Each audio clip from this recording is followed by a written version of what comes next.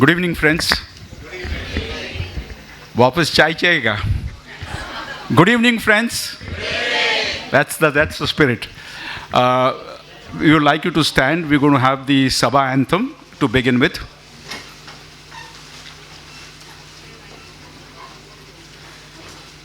You can join in the singing because the lyrics will be on the.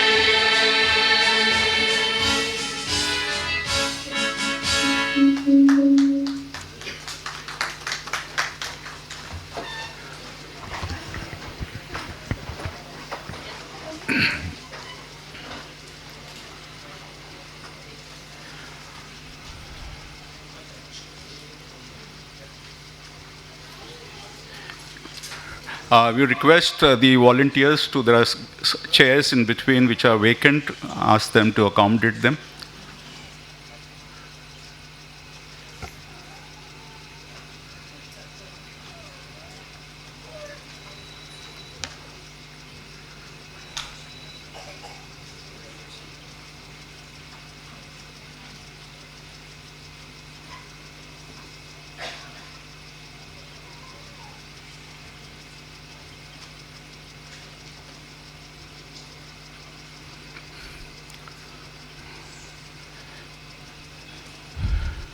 Karan and all could guide people because there are gaps, chairs are there in between, vacant. Yeah.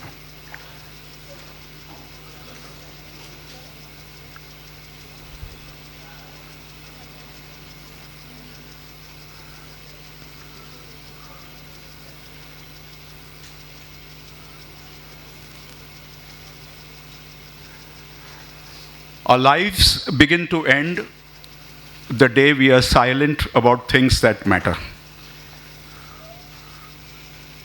This is a statement not of mine, but Martin Luther King. And we are indeed grateful for this full house on a time and date when people really want to come out to be in a gathering like this on a working day. So I think we deserve a very big hand for this.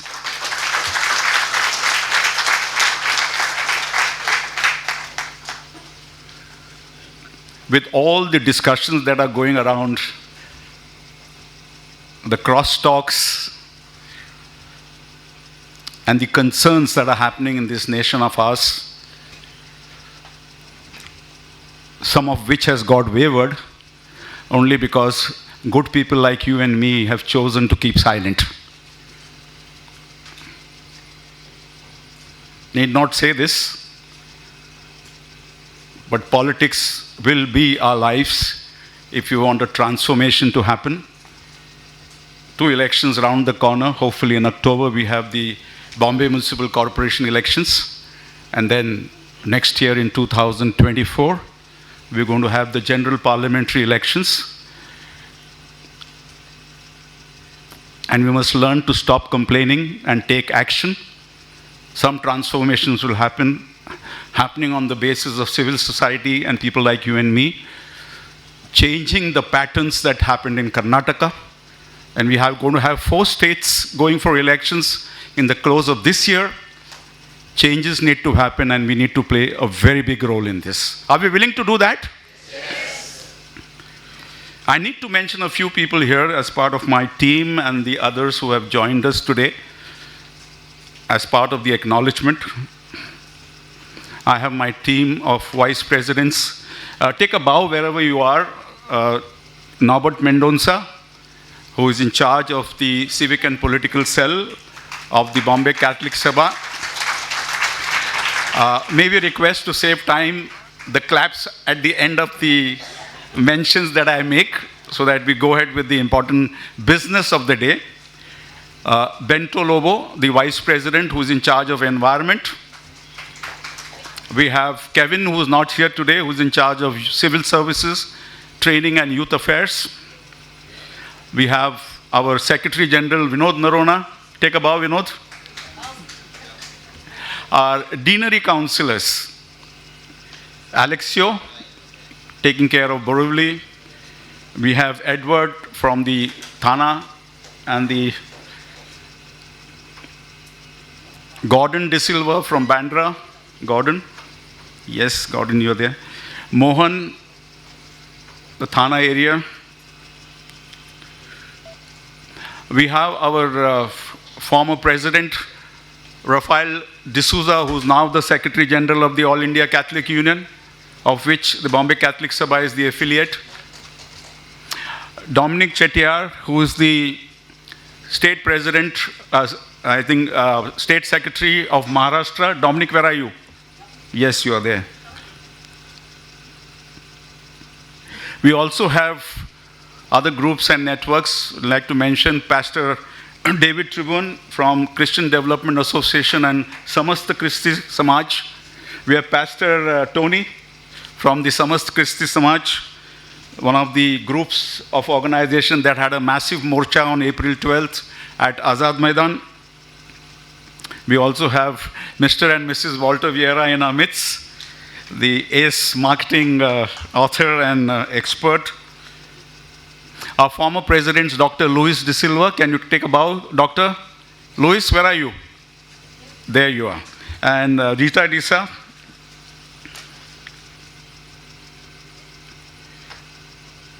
Dr. Astrid Lobo. Where are you, Astrid? Yeah. Father Austin Norris. Take a bow, Father. Thank you for being with us. Sisters, we are very fortunate to have some sisters here with us for this program. And of course, Miss Brunel, who has actually, and we like to thank Brunel for actually curating this whole event, including getting us the best speakers across the country on this particular issue, basically practitioners, which the introduction she will do about the speakers as we go along. But Brunel is associated with the Tata Institute of Social Sciences, chairperson of the Center for Health and Mental Health, School of Social Work. Can we give Brunel a very big hand? Thank you, Brunel, for curating this whole program. A lot of members of my colleagues from the People's Union for Civil Liberties. Sabha was remarking that we could also have a PUCL meeting here. And our distinguished speakers, one is Advocate Albertina, who will be speaking to us, advocate from Goa, who will join us when the session comes in. Ms. Sabah Khan, can you take a bow? Ms. Chainika Shah, and Advocate Veena Gowda. More details in terms of the profile Brinell will talk to you about. And we wish you a great evening today, a great evening of keeping an open mind, learning the important facets that are happening, which are unfolding within us. There are a lot of doubts that will be required, and Brinell will share with us how the program will proceed. Brinell, can we give Brinell a very big hand, please?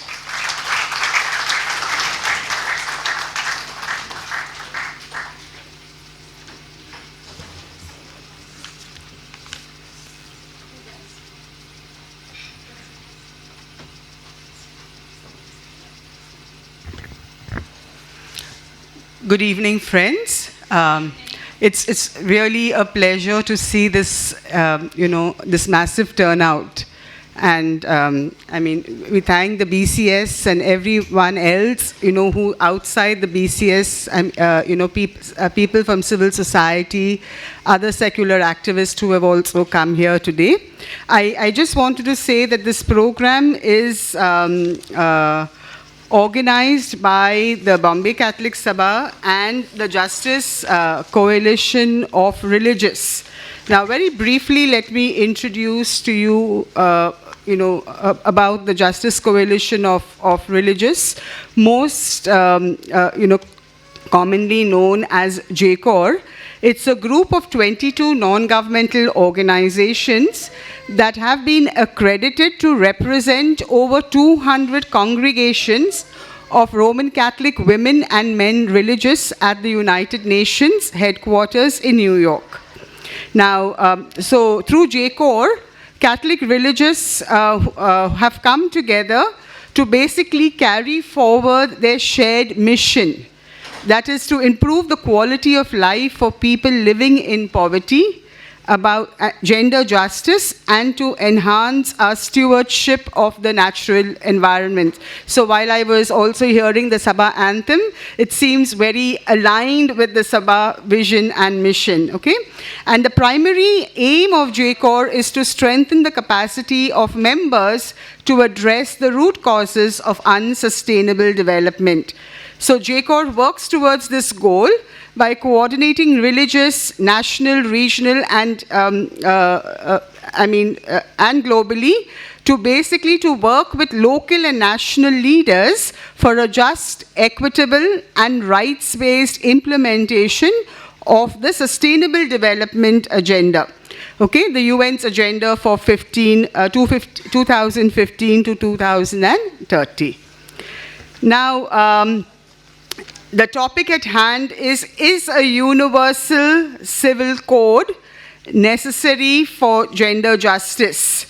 And the government of India seems to think that the uniform civil code, its intent and its purpose is essentially to improve equality of women within the space of the personal laws.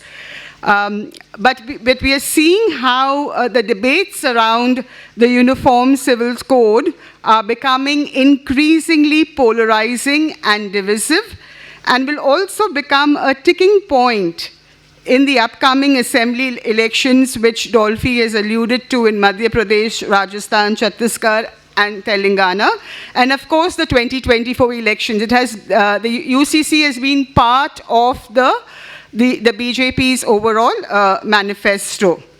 Okay, now, because the government wants to push the agenda, the 22nd Law Commission of India had sought the views of recognized religious congregations. Who determines who is a recognized religious organization, okay, and the public on the Uniform Civil Code through a public notification dated June 14. with a request to those interested in presenting their views to do so in a period of 30 days. Okay? And in its notification, this commission also acknowledged that the 21st Law Commission undertook an extensive exercise in 2016 to obtain feedback from citizens and religious bodies about the desirability of a uniform civil code. And in August 19, it also brought out a consultation paper titled Reform of Family Laws. Now, this commission, the 21st Law Commission, basically observed that the UCC is neither necessary or desirable at this stage in the country. And the 185-page consultation paper also emphasized that secularism could not contradict the plurality prevalent in the country and that cultural diversity cannot be compromised to the extent that our urge for uniformity itself becomes a reason for threat to the territorial integrity of the nation. So what happened since 2018 when the 21st Law Commission came out with its report? The Commission had recommended basically not for a UCC, but codification of all personal laws and reforms in all personal laws to eliminate gender discrimination. Now, without taking any action on any of these recommendations, this commission is called for a fresh deliberation, okay? And there is no sound reason for these fresh consultations. And why has the government been silent since the recommendations of the 21st, or on the recommendations of the 21st Law Commission? So, all personal laws, to varying degrees, need reforms in order to make them gender just. And they have been challenged before the courts at different times because of their unequal, gender unjust, and gender biased. Okay? In the context of the UCC, Muslims are specifically singled out for reforms, with specific community religious practices portrayed as retrograde and patriarchal, thereby creating prejudicial narratives. The often harped issue is that of polygamy, okay? And which is, there's this popular misconception among everyone, and even Christians, that Muslims marry and have more than one wives. But we know that polygamous or polygynous marriages are found in tribal groups across northeastern states, in Orissa, Telangana, and other regions. A recent study published by the International Institute for Population Studies in 2022, which is based on the data from the National Family Health Survey, showed that polygynous marriage is prevalent among Muslims, 1.9%, followed by other religious communities, 1.6%, and among Hindus, 1.3%. So any framework, okay, then the other point that I would like to raise, that any framework for the UCC which governs aspects of marriage, divorce, child custody, and inheritance is also going to run into conflict with customary laws and practices of various tribal communities as well. The 6th schedule of the Constitution and judicial decisions protect customary laws in several tribal-dominated states. Major tribal groups in the Northeast, and given the conflict in the Northeast now, are worried that a uniform civil code, especially one with a majority-centric approach, would encroach upon their long-standing customs and practices which the Constitution safeguards. And of course, these tribal laws also need reforms from within in order to make them gender just. Now,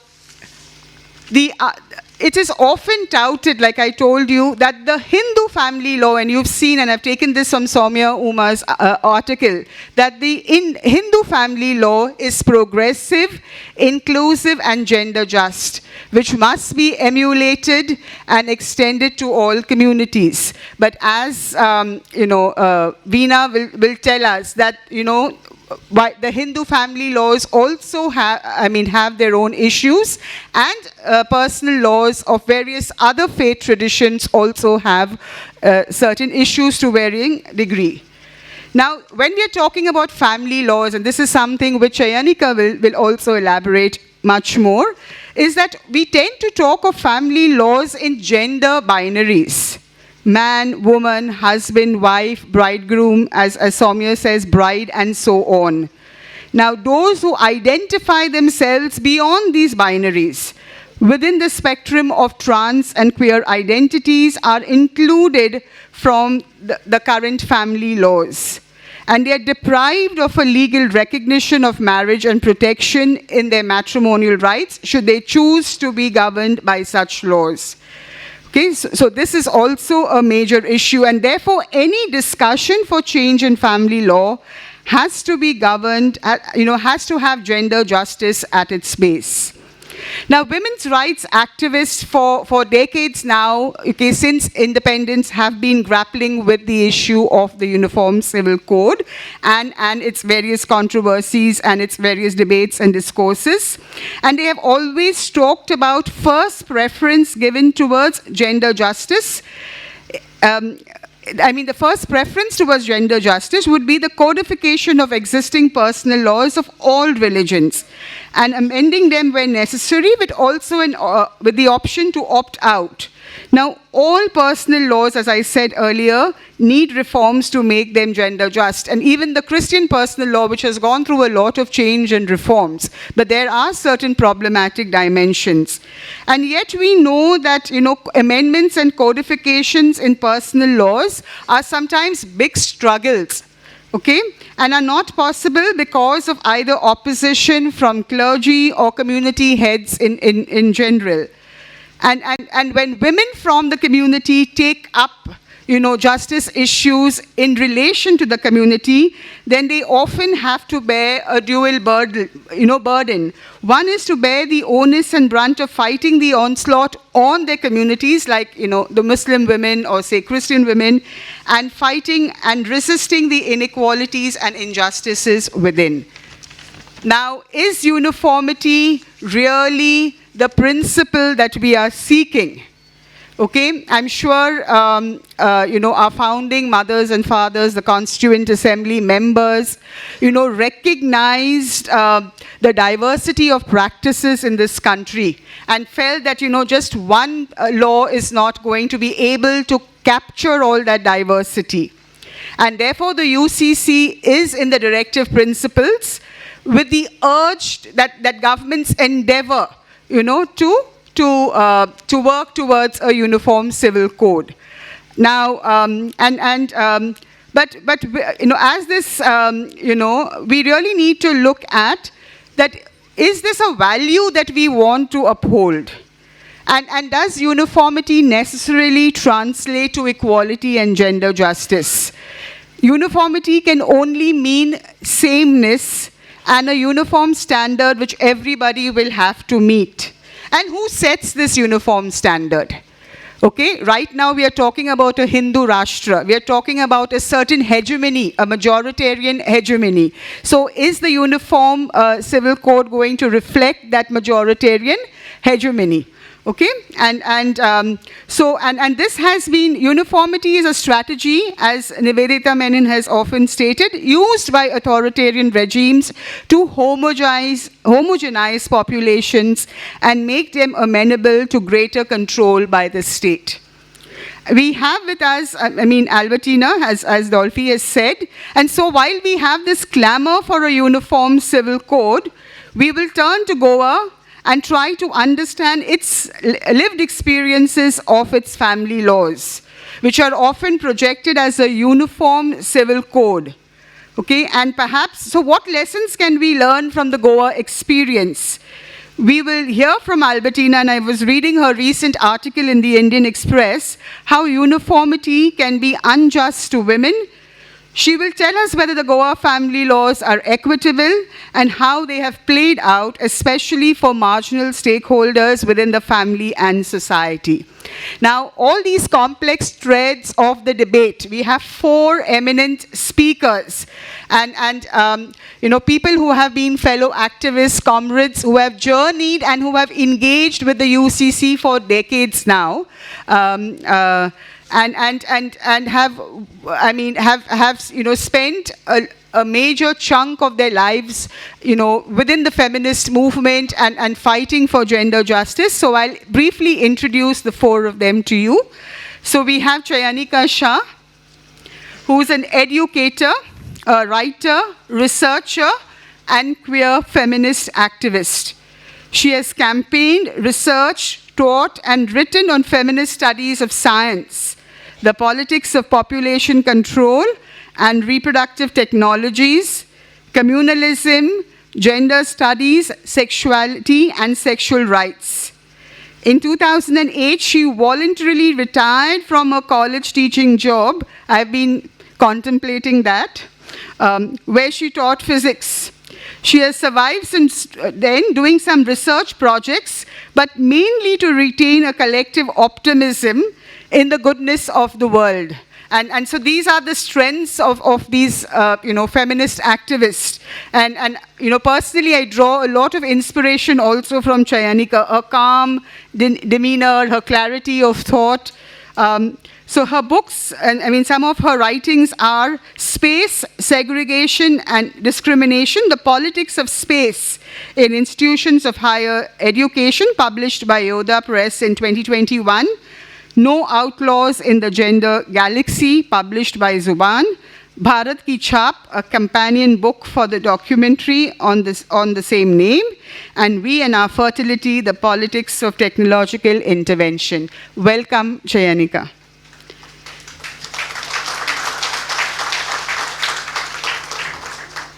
And the second our second speaker is Veena Gowda.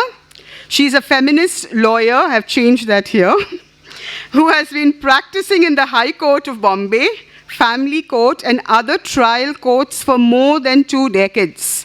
A graduate of the prestigious National Law School of the India University, Bangalore, she began her career in 1995 with a Mumbai-based legal aid center for women. By 2005, she had established an independent practice and has secured justice for hundreds of women in cases of domestic violence, sexual harassment in the workplace, sexual abuse, and property rights cases. So you can see the depth of her work and her engagement in personal laws. She currently heads a team of lawyers working exclusively on women's legal rights. Her counsel on issues concerning violence against women is sought by various NGOs and women's rights organizations. She's been part of many government committees, and over the years, she has represented women in challenging discriminatory provisions in law, including the Indian Divorce Act 1869 and the Bombay Police Act 1951. She has also intervened in public interest litigation, situating concerns of custodial mothers in matrimonial litigation, as well as on behalf of women and organizations, institutions working on women's rights. She brings with her extensive experience of legal advocacy and litigation support for women, public campaigns against discriminatory laws, and legal awareness training programs. Welcome, Veena. And Sabha Khan is the co-founder of Parcham, an organization committed to a just world, respectful of diversity. She mentors youth from vulnerable communities in taking leadership towards social action through the organization, and they use sports and especially football in a very powerful way to bring about personal and social transformation. Sabha has worked for over 2 decades with developmental organizations on issues of urban poverty and minority rights, and we work together on many issues, especially when it comes to interreligious dialogue, among other things. So welcome, Sabha, to this program.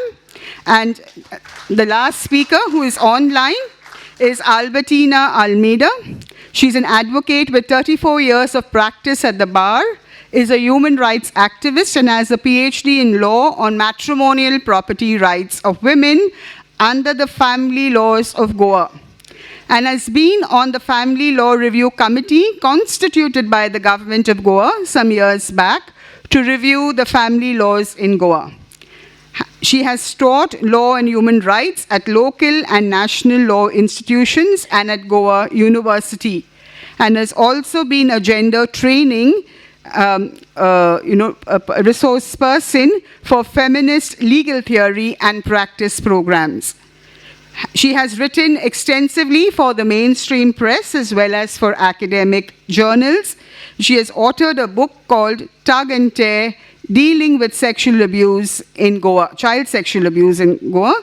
Albertina is a member of the Asia-Specific Forum on Law and Development. So you see how highly competent, with a rich practice base, each one of them are. So we'll follow the following sequence. Each speaker will get about 15 minutes, so they will keep to their time, because we also want the audience. We have a very rich and varied audience, so we would like you to, we would like that we have adequate time to discuss and have questions and clarifications. So we'll follow this order. Chayanika will start, and she will talk about the feminist engagement with the UCC. What are the controversies? What are the various threads and layers in that space? And also the gender question. Okay, and the inclusion of people outside, non-heterosexual, because we've always looked, as I said earlier, family laws have always looked at family, personal spaces, family spaces with the heterosexual lens. Okay, and then we will, then followed by Veena, then by Sabha, and lastly by Albertina. Okay? And we'll take the questions at the end.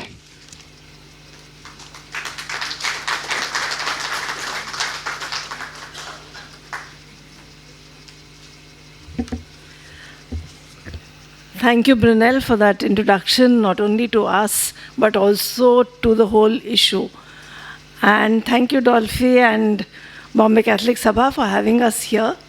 I echo the voices that said earlier that seeing a room full of people who want to engage on issues that are currently really important for all of us to consider is a very good sign for what we might expect in the next few years. So without taking any more time, I'll just start with taking forward the background that Brunel laid. And I'll do it in two, three salient points that I want to mention. One is around what is this debate on the UCC and what has been the history of this debate, just to touch on it briefly. Second, to talk about this complex story of why are we speaking of personal matters. When it comes to personal matters, where does culture and religion step in? And where does the Constitution step out? Or can they coexist in the same space? That's a tussle that we all deal with. And third, what are our different meanings of gender justice? Because how we understood gender justice when we began these debates is not how we understand it today. The dynamism of thought, of the change in thought, is something that is very critical and should be paid attention to. And so, somewhere, what are the debates that have come up in the present times? And in that would be included the debate on how we are understanding gender itself today. And so then, what is the meaning of gender justice, and where does it take us back to in the story of family laws? So to start with, when the country became independent and people tried to make a new set of laws for the Indian nation. The conflict that the British had created of not intervening in customary and religious practices and trying to keep them separate from the governance that they were doing as much as was possible. That same logic continued to some extent because remember that independence came at a very, in an atmosphere which was very divided, in a time when the nation, two nation states had come into being, and so there was a lot of unrest and discomfort and lack of trust on whether the minorities will be protected in this new nation or not. And so keeping in mind the fact that maybe the minority communities that come from religions that are not dominant here may feel that this is an encroachment on their personal rights, that the government at that point decided that we shall not bring in the Uniform Civil Code at this moment, but said that at some moment in the future, maybe when people feel more comfortable, maybe when people feel that these fears were unfounded, that they will move towards making a Uniform Civil Code, and that's probably what was the intention of putting it in the directive principles of the Constitution. The second point that I want to bring is that although this did not happen, the Constitution makers and Dr. Ambedkar, one of the big ones in that, and a lot of women parliamentarians at that time, said that there is need for reform of family laws. And we're talking of a time when women, Hindu women, did not have right to property. Hindu women did not have right to divorce. And so it was felt that we need to actually bring together what was called the Hindu Code Bill. And I bring this history into our memory because it's important as to what happened in that debate. So the Hindu Code Bill was brought in primarily to address issues of intercaste marriages, because if we remember and if we have heard and read Dr. Ambedkar's views, he believed that the caste system in this region can only be demolished. It cannot be made better. It has to be demolished. And one of the ways to demolish the structure of caste, which is hierarchical and inherently discriminatory, one of the ways to do it is allow for intercaste marriages. Because when you have intercaste marriages, then the purity of the caste kind of fades away. And in a similar vein, there was already a Special Marriage Act which took care of the interreligious marriages.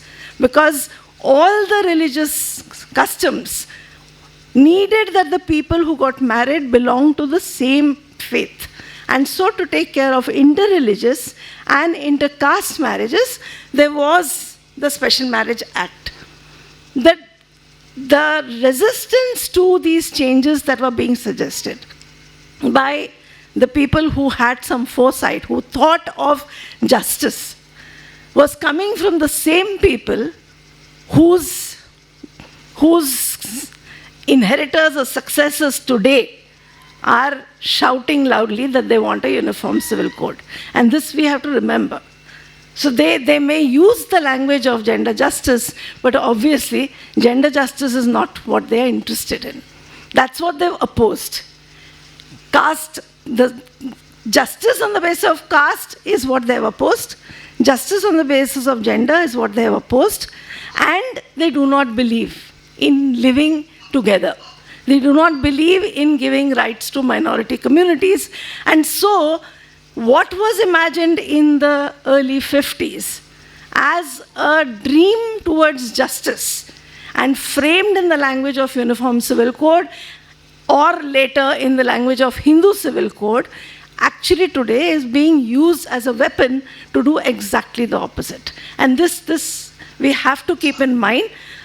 Because they're not interested. Today, if we realize in the last 5 years, the number of ways in which this government is trying to crack down on interreligious marriages and prevent them from happening, and actually making it difficult to happen. So they do not want this mixing.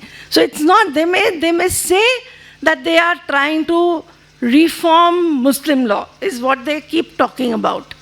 But actually what they're trying to do is not allow any kind of movement on issues of justice. And so that's the first difference that I want to mark of the debates around Uniform Civil Code when we started it initially and what happened now. The second set of debates around family law. And so we landed with a Hindu law which was not a code, but they were broken down into 4 acts, and that came after Dr. Ambedkar resigned in disgust at the ways in which people were resisting. Somehow, some watered down version of the Hindu Code Bill came into being. After that, cut to almost 1970s, late 1970s, when we have a phase of the women's movement. Women have been struggling for their rights for a long time. It did not begin with the independence, it began much before that, and we have many, many foremothers to thank for that. But what came in the late 70s was a conceptualization of the personal as being political, of saying that what happens inside the family is as much a part of the political structure that is outside, and hence it is something that the outside should also intervene in. And the ways in which it was brought in was talking about domestic violence. That domestic violence is not a private matter. That if there is violence within a family, it is not something that has to be resolved within the family. The state and the society has to intervene, even though it is something that's happening behind the closed doors of the home or inside the privacy of the home. There is need for intervention because this violence is not acceptable. This violence is actually a violence that is structural. Right? So it is not about 2 individuals, it's not about privacy, it is about how society has to have an understanding as to why this violence is happening, what are the structures in society that are leading to that, and that's where the concept of gender came up. That what we understood then as men and women are maybe different, but they don't have to be unequal. They may be different, they may have certain capacities that may be different, but the inequality that society is showing us is actually not because of the difference, but because of what society has made that difference to be. In that context, when we're speaking of the family as something that has to be put out in the public domain to a political analysis, looking at family laws became another space of intervention. Because when you speak of violence in the family, then you are speaking of issues around marriage, divorce, inheritance, custody, adoption, etc., etc. And you're speaking of failing of those relations, actually. They might not be working, and you need to think of how do I maintain my rights within this. So what happened in the 80s is that many women were actually going to court asking for changes in their personal laws. And one of those women was Shabano, whose name we've all heard, who went to ask for maintenance from a secular provision of the law. And she was granted that. But there was a huge uproar about her access to that, and the story, I mean, whatever was done at that time, Muslim women were excluded from a secular provision that existed. Now, whether it was good, bad, what came in its place, whether it is if you look back in 40 years, how do we see it is a different matter. But the fact is that this happened. And this happened because the community men actually protested. And the government gave in to that pressure. And I must mark here that every time that we speak of communities, actually, we are speaking of the voices of men from the community. Because Muslims who were women were constantly asking for reform within the community. Christians who are women have asked for reforms within their community. Adivasis who are women have asked for reforms within their communities. So it's not as if communities are not asking for reform. It is also who we are seeing as communities. So the people who are in power, the people who have the controls, actually resisting. And this process, as it happened, I just want to mark that moment of the late 80s as something that tells us what is happening today. That there was the Rath Yatra of Advani, right, which is assertion of a new kind of Hindu and Hindutva, a new kind of Hinduism and Hindutva both. There was the big violence around the Mandal Ayog, which was actually assertion of marginalized castes, trying to speak about, there is a committee report which says that caste is very alive in this society, and not only are those mentioned in the scheduled caste actually affected, but there are others also who need to get some kind of protections. And there was a huge uproar against that from the dominant caste Hindus, right? And then the third is that there was Shabano, there was the Muslim Women's whatever act that came for their maintenance, and there was the opening of the locks of the Ram temple. That place which has now become the big Ram Mandir, and which now, when cut to 2023, we've already reached a place where the government that started this whole vitiated campaign from the late 80s of asking for three things they've constantly spoken about. They've constantly thrown at us that we will bring the Uniform Civil Code. They've never told us what that Uniform Civil Code will be. They've constantly thrown it at us, and the only examples that they give for bringing it is polygamy amongst Muslim men.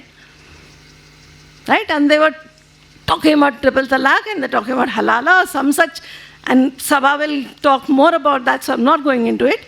They don't talk about any other laws, and we'll hear from Veena what the other laws are doing. So we have, one was the UCC, second was removal of 370 from Kashmir, and the third was the temple. Now they've done two of these things, and they're claiming that they're going to do the third, and that's why we're all concerned, right? Because we do not trust them. We are not able to have a debate amongst us as to whether a civil code could work for all of us. And the question that we have raised as feminists is that, can one law cover the diversities of the ways in which we live? It probably cannot. In the present Hindu code also, there are many exceptions. And as Brunel said, the Adivasi communities have been exempted, customary practices have been exempted. So it's not as if we have one law. There cannot be one law. What is important is not one law. What is important is that nobody feels excluded when accessing justice. What is important is that if within a community there is section of people who feel that they are being marginalized, who feel that they're unequal in this society, they should have a space to ask for their rights. We live in a country that is based on a constitution, based on equality, justice, liberty. So those principles have to apply along with our faith-based values, right? So this is the tussle. How do you're not talking about uniformity, but you're talking about understanding gender justice. And gender justice, although we began with saying that gender is socially constructed, that's one meaning, but we also understood that gender justice means different things for different women and men.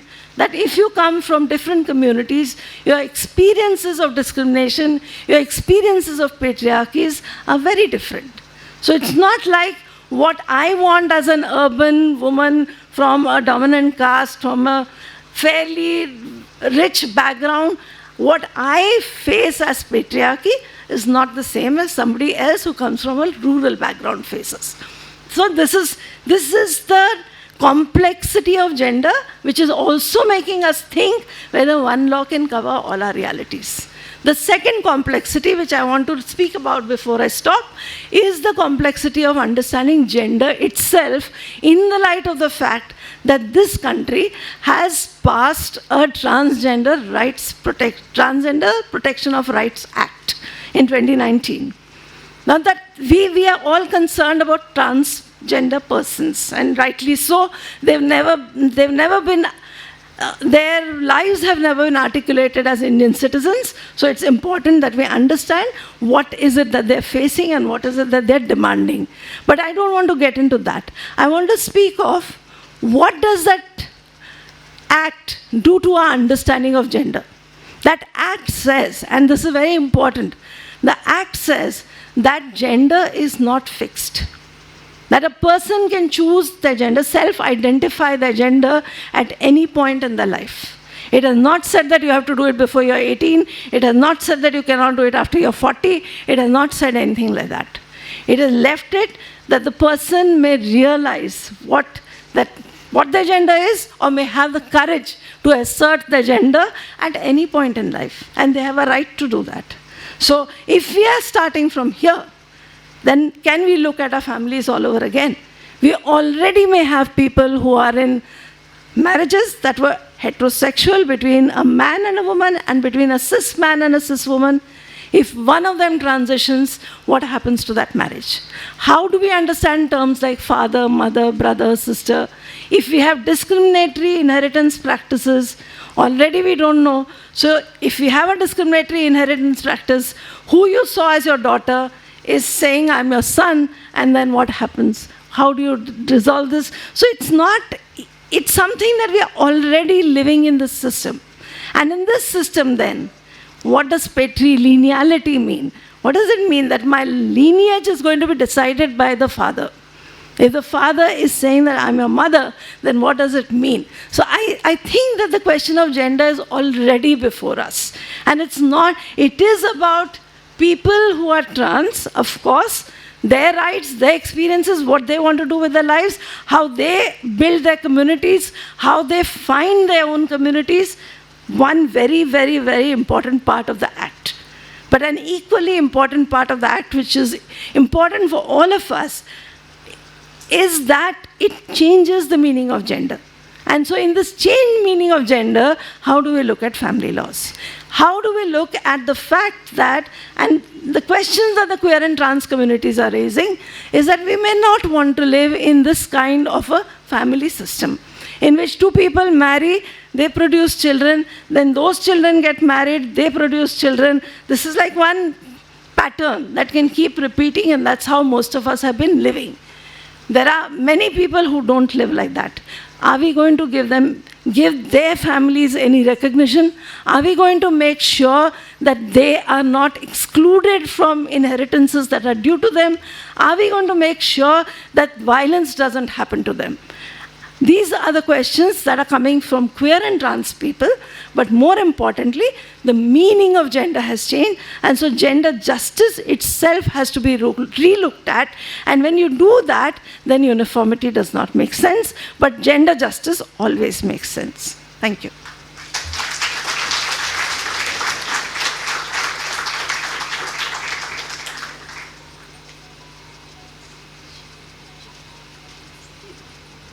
Thank you, Chayanika, and with that rich history and showcasing all the complexities and whether uniformity really means equality and what does gender justice mean, beyond binaries of male and female. Thank you very much for that rich history. We now have Veena, who will talk to us about the various personal laws, the reforms that have happened, what are their strengths and weaknesses, and what we could learn from, some of them.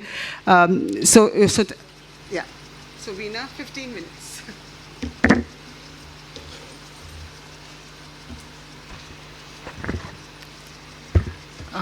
At the outset, thank you very much for coming here, and like Chainika said, seeing so many number of people wanting to engage in itself is a sign, not only how important the issue is, that this is a time when we can't merely be bystanders and just watch as to how politics and history of a nation is changing.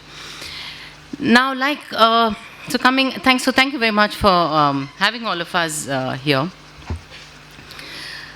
One of the most important things that we need to realize today is that we're talking about a uniform civil code, like Chainika said, without actually knowing what that code is and what that law will contain.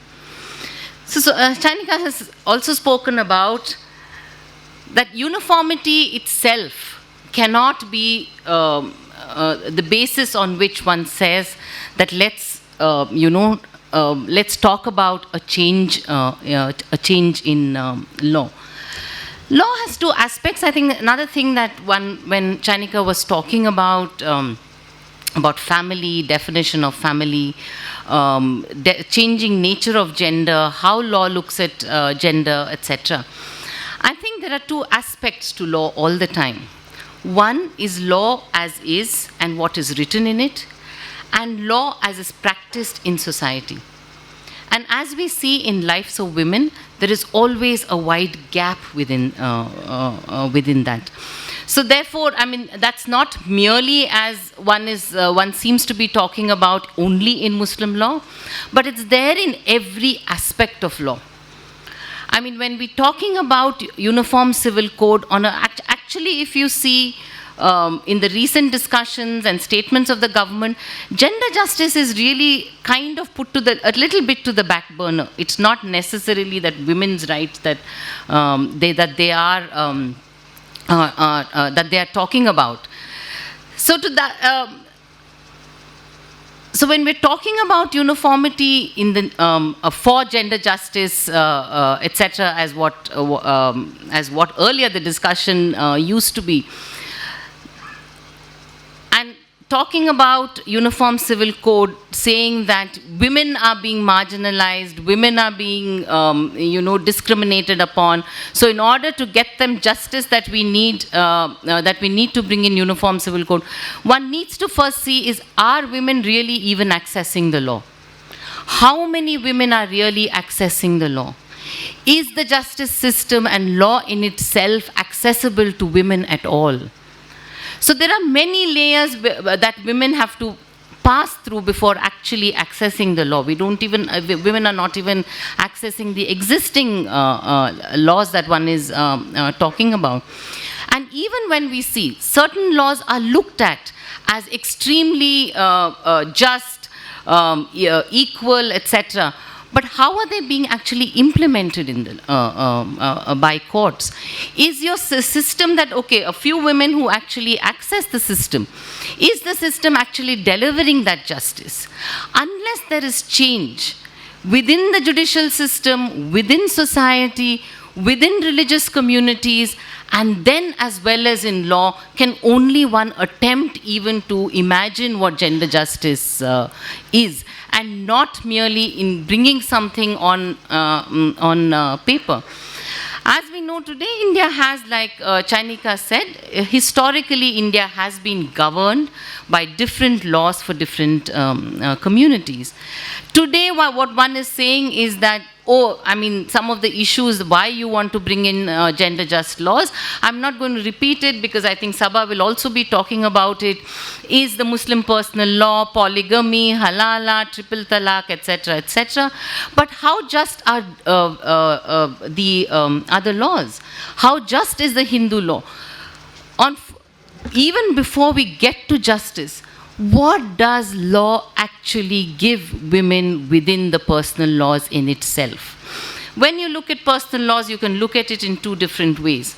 One is by way of marriage, which is called matrimonial law. And two is what you get as inheritance law from your family, parental, etc.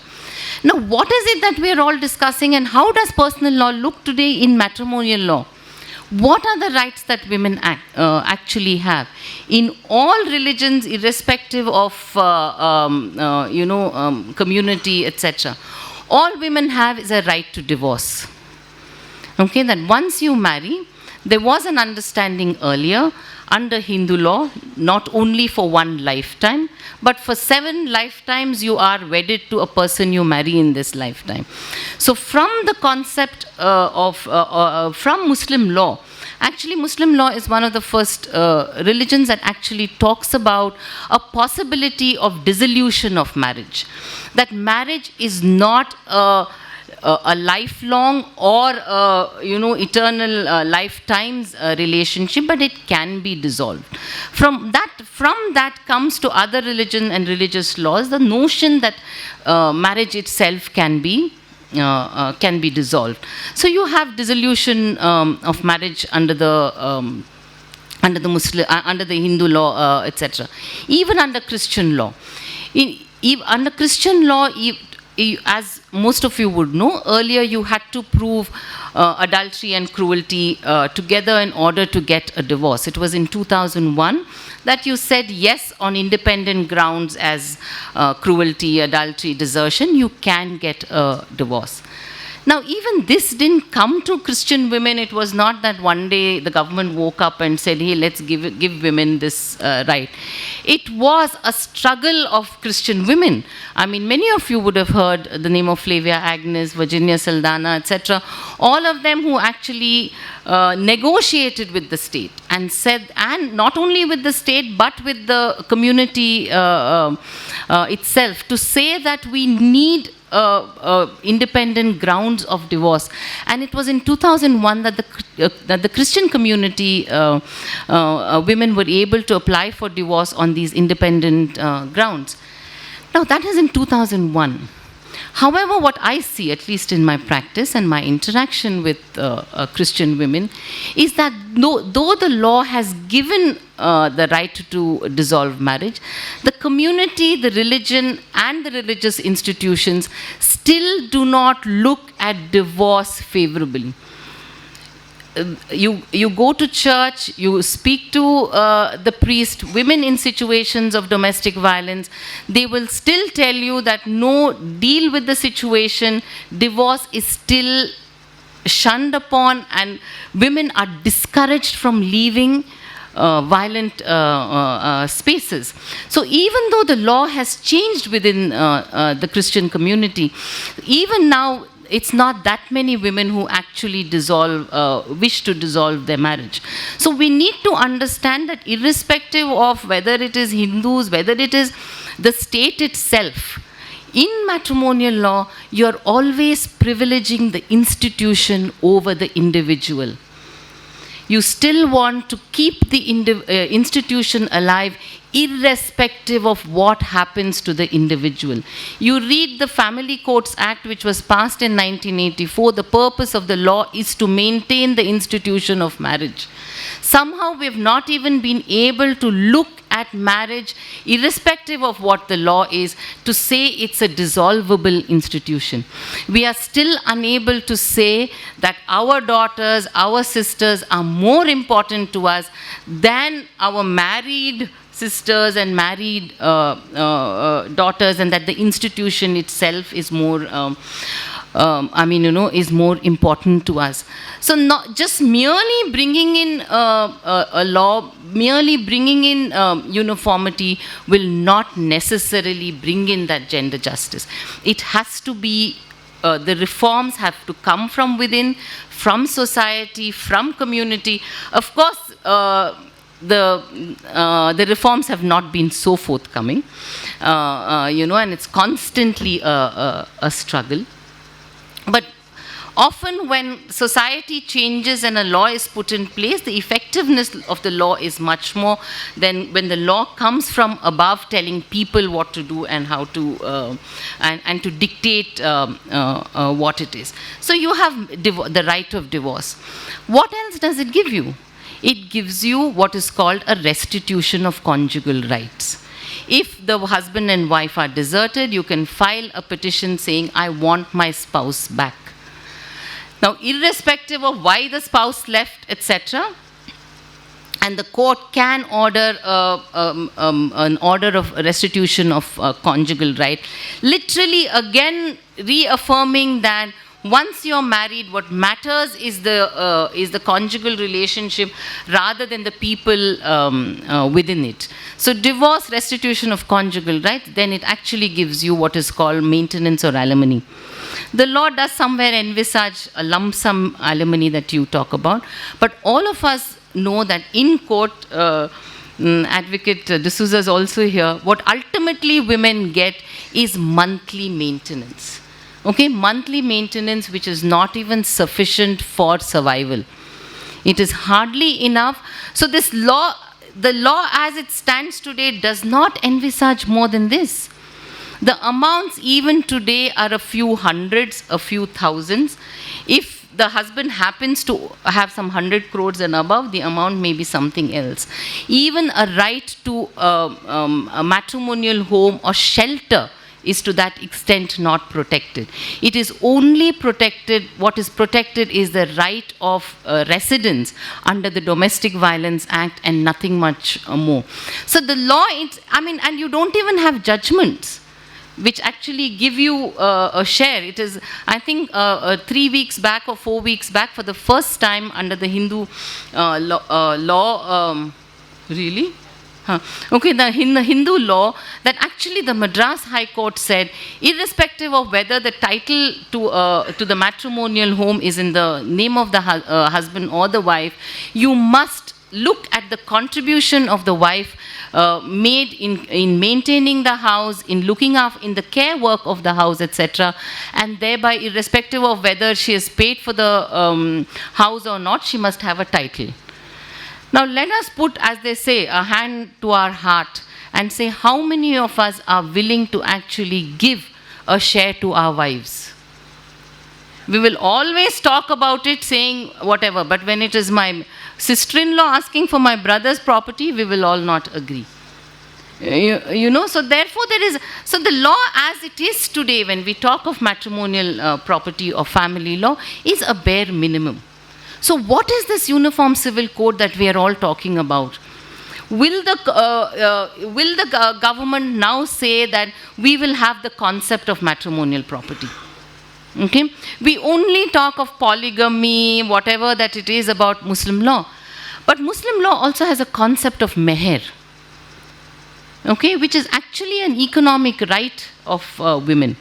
That when you get married, a certain amount is put aside or given to the woman as for her economic security.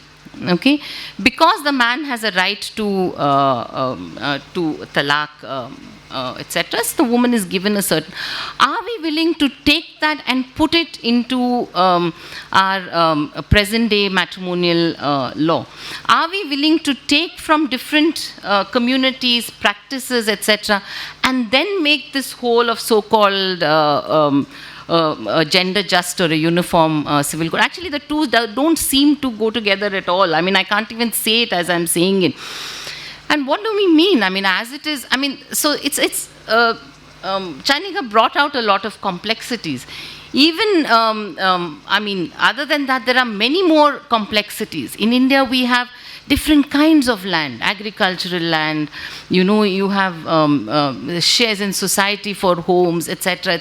How are you going to bring all of this in? You've already said that you're going to keep away, you know, 6 schedule states, Nagaland, tribals, etc.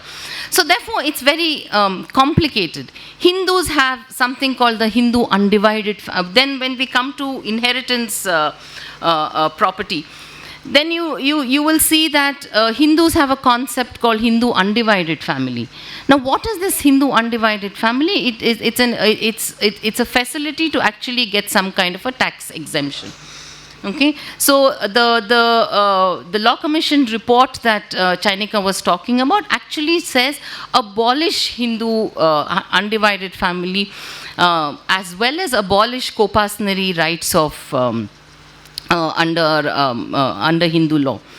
Now again, coming to property rights, there is another interesting concept that Muslim law has, which is that restricting the right to will. Because what is seen is that, among Hindus is that in 2005, the Hindu Succession Act was amended, the son and the daughter get equal rights, etc. But you will see that a lot of times when the girl gets married, she's made to sign something called Tyag Patra, or to say that I'm relinquishing my right. Whatever I was supposed to inherit, I will relinquish that right because I've got it at the time of my marriage. So again, that distinction between what law is and what it is in practice. And you will also see that a lot of in the self-acquired property, etc., wills are written. Disinheriting people who are legal heirs. But what Muslim law says is that you can't disinherit, you can't will away more than 1/3 of the property. And even if you will it away, you can't will it away to the legal heirs. Okay, now that too has its problems in the manner in which it is done. But there are interesting ideas, interesting possibilities in various other laws. So will we take that with us? What do we mean? Actually, a discussion even can't start unless, if you saw the previous Law Commission report questionnaire that was sent out, a lot of it was on polygamy and, triple talaq and all of that. And, but thankfully the Law Commission at that point in time said it's neither necessary nor is it a right time to have a uniform civil code. And the government has really not told us what has changed.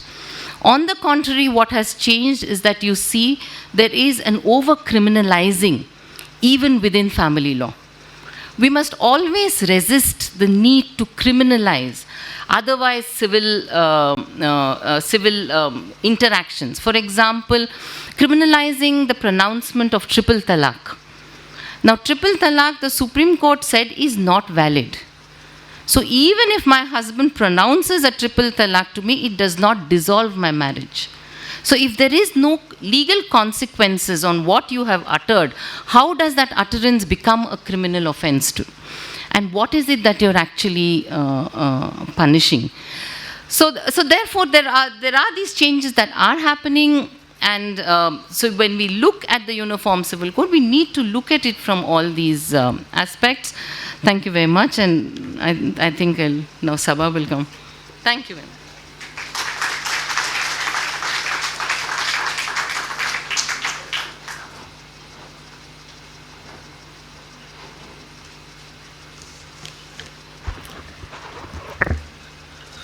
Hello, and thank you to Dolphy and Brunel and BCS. Really, this is such a wonderful opportunity for a Muslim to engage with a largely Christian audience. So thank you for this. I really appreciate it. I think Veena has said quite a bit already, so I am also now going to say some other things. I want to start with, meaning what when Brunel introduced me, and she said that I work with an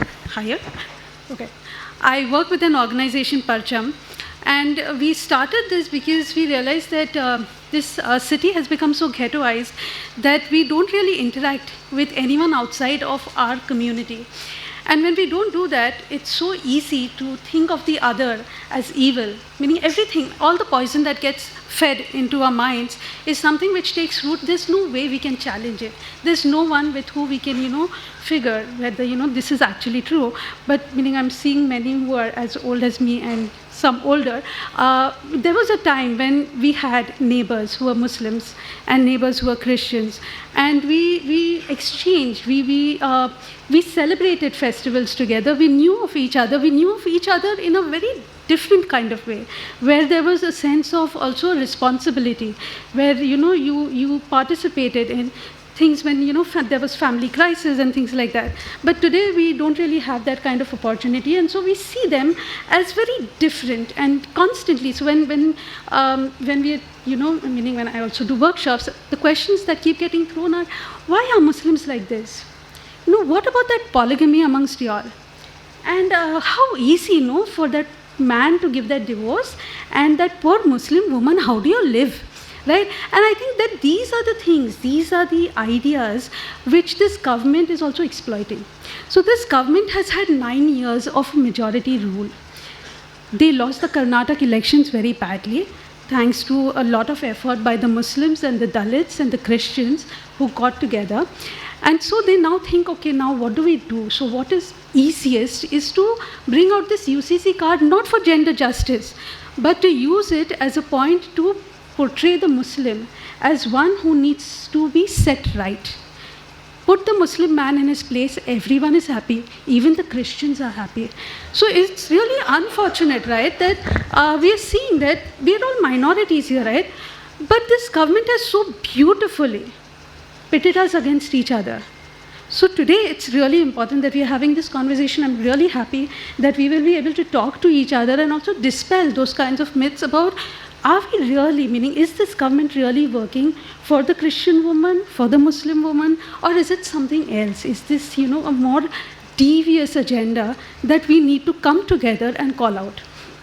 So I hope that towards the end of this presentation, we will have thought of some way of, getting past this. So like Jainika has mentioned, and Veena as well, Muslim women have for long fought for changes in personal law. So also have Christian women.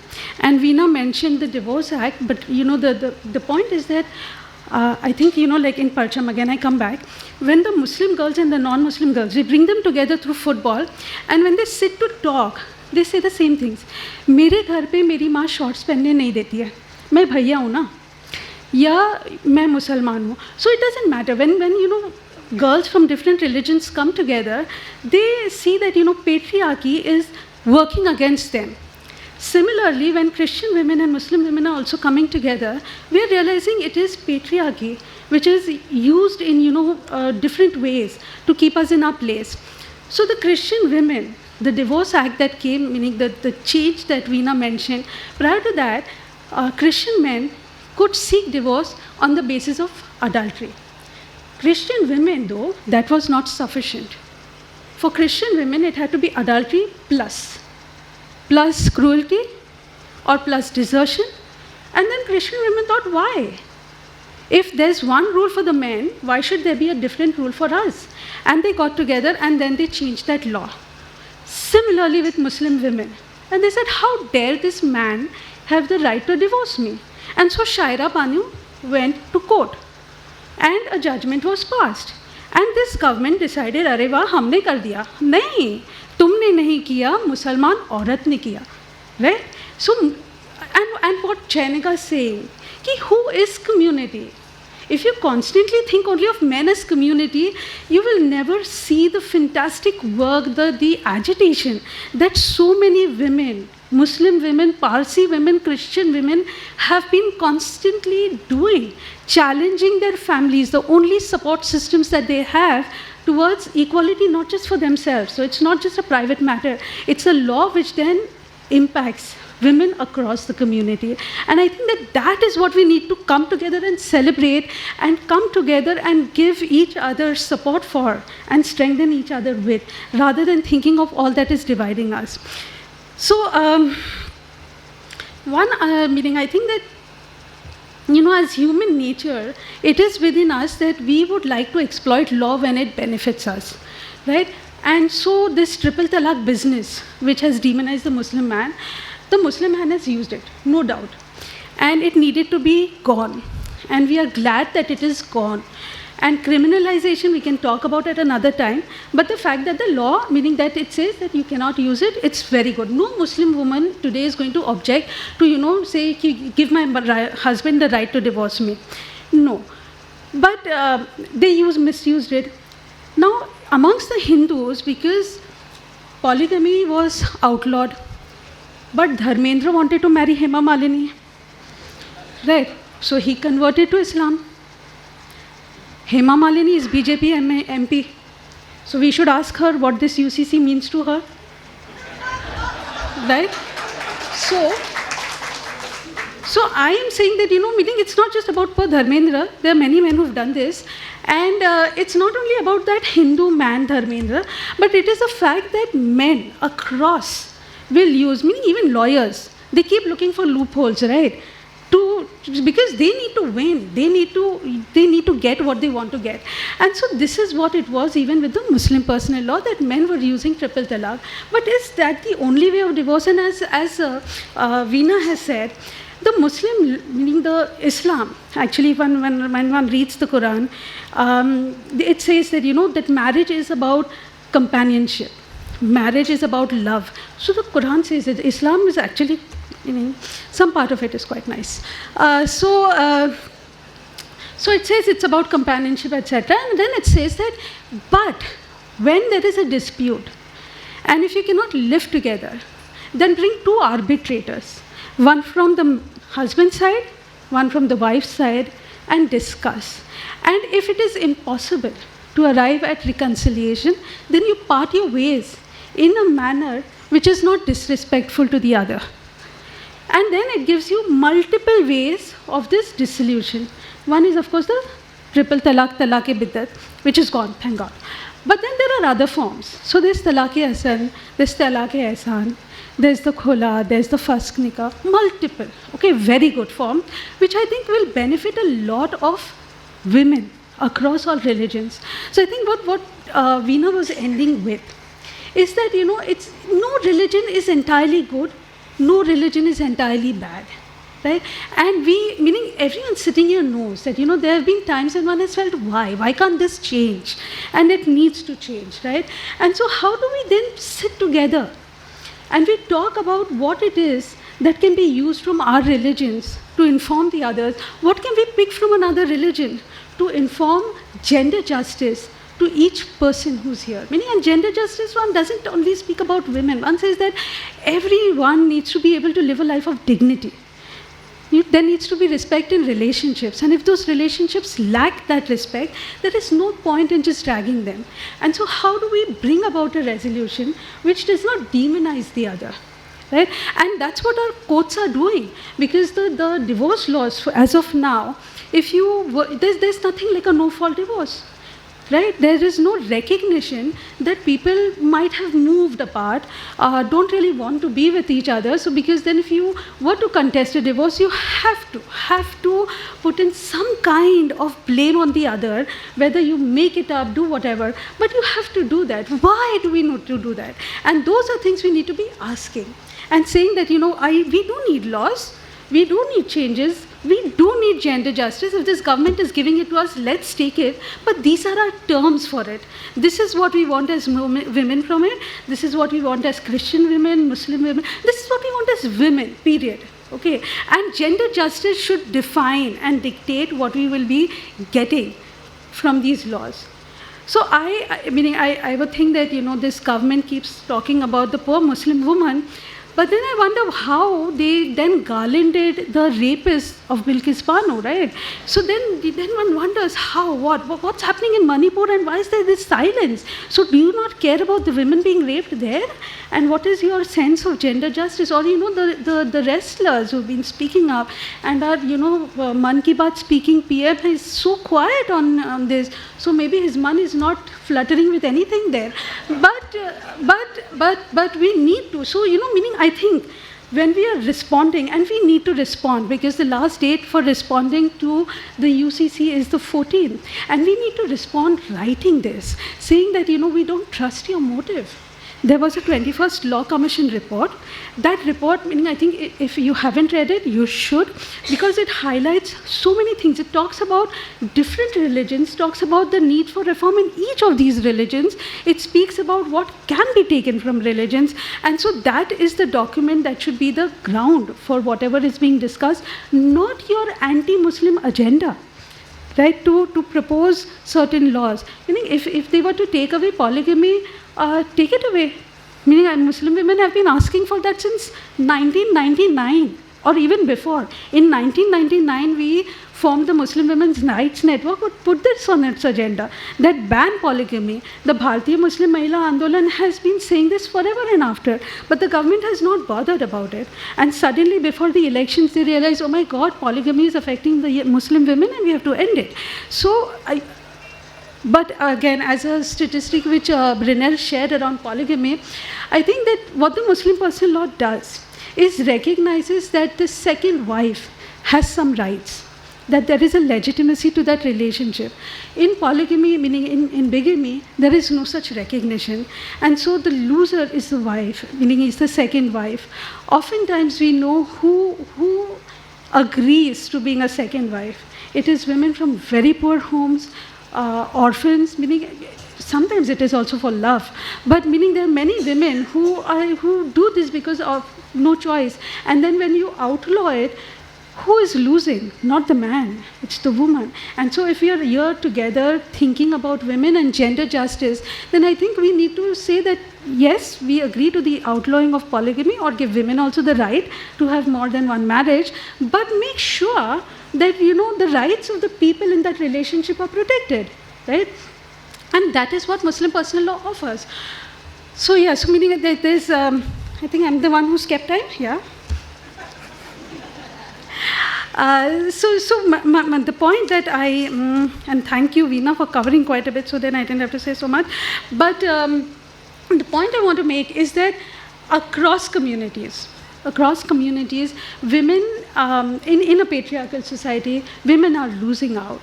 And it is for us to now sit together and talk to each other as women who understand each other's pain, who understand what it is to live in this society where we are denied so many rights, and rights which are given to us are also not actualized because we feel so sorry for our brothers and give away our properties to them.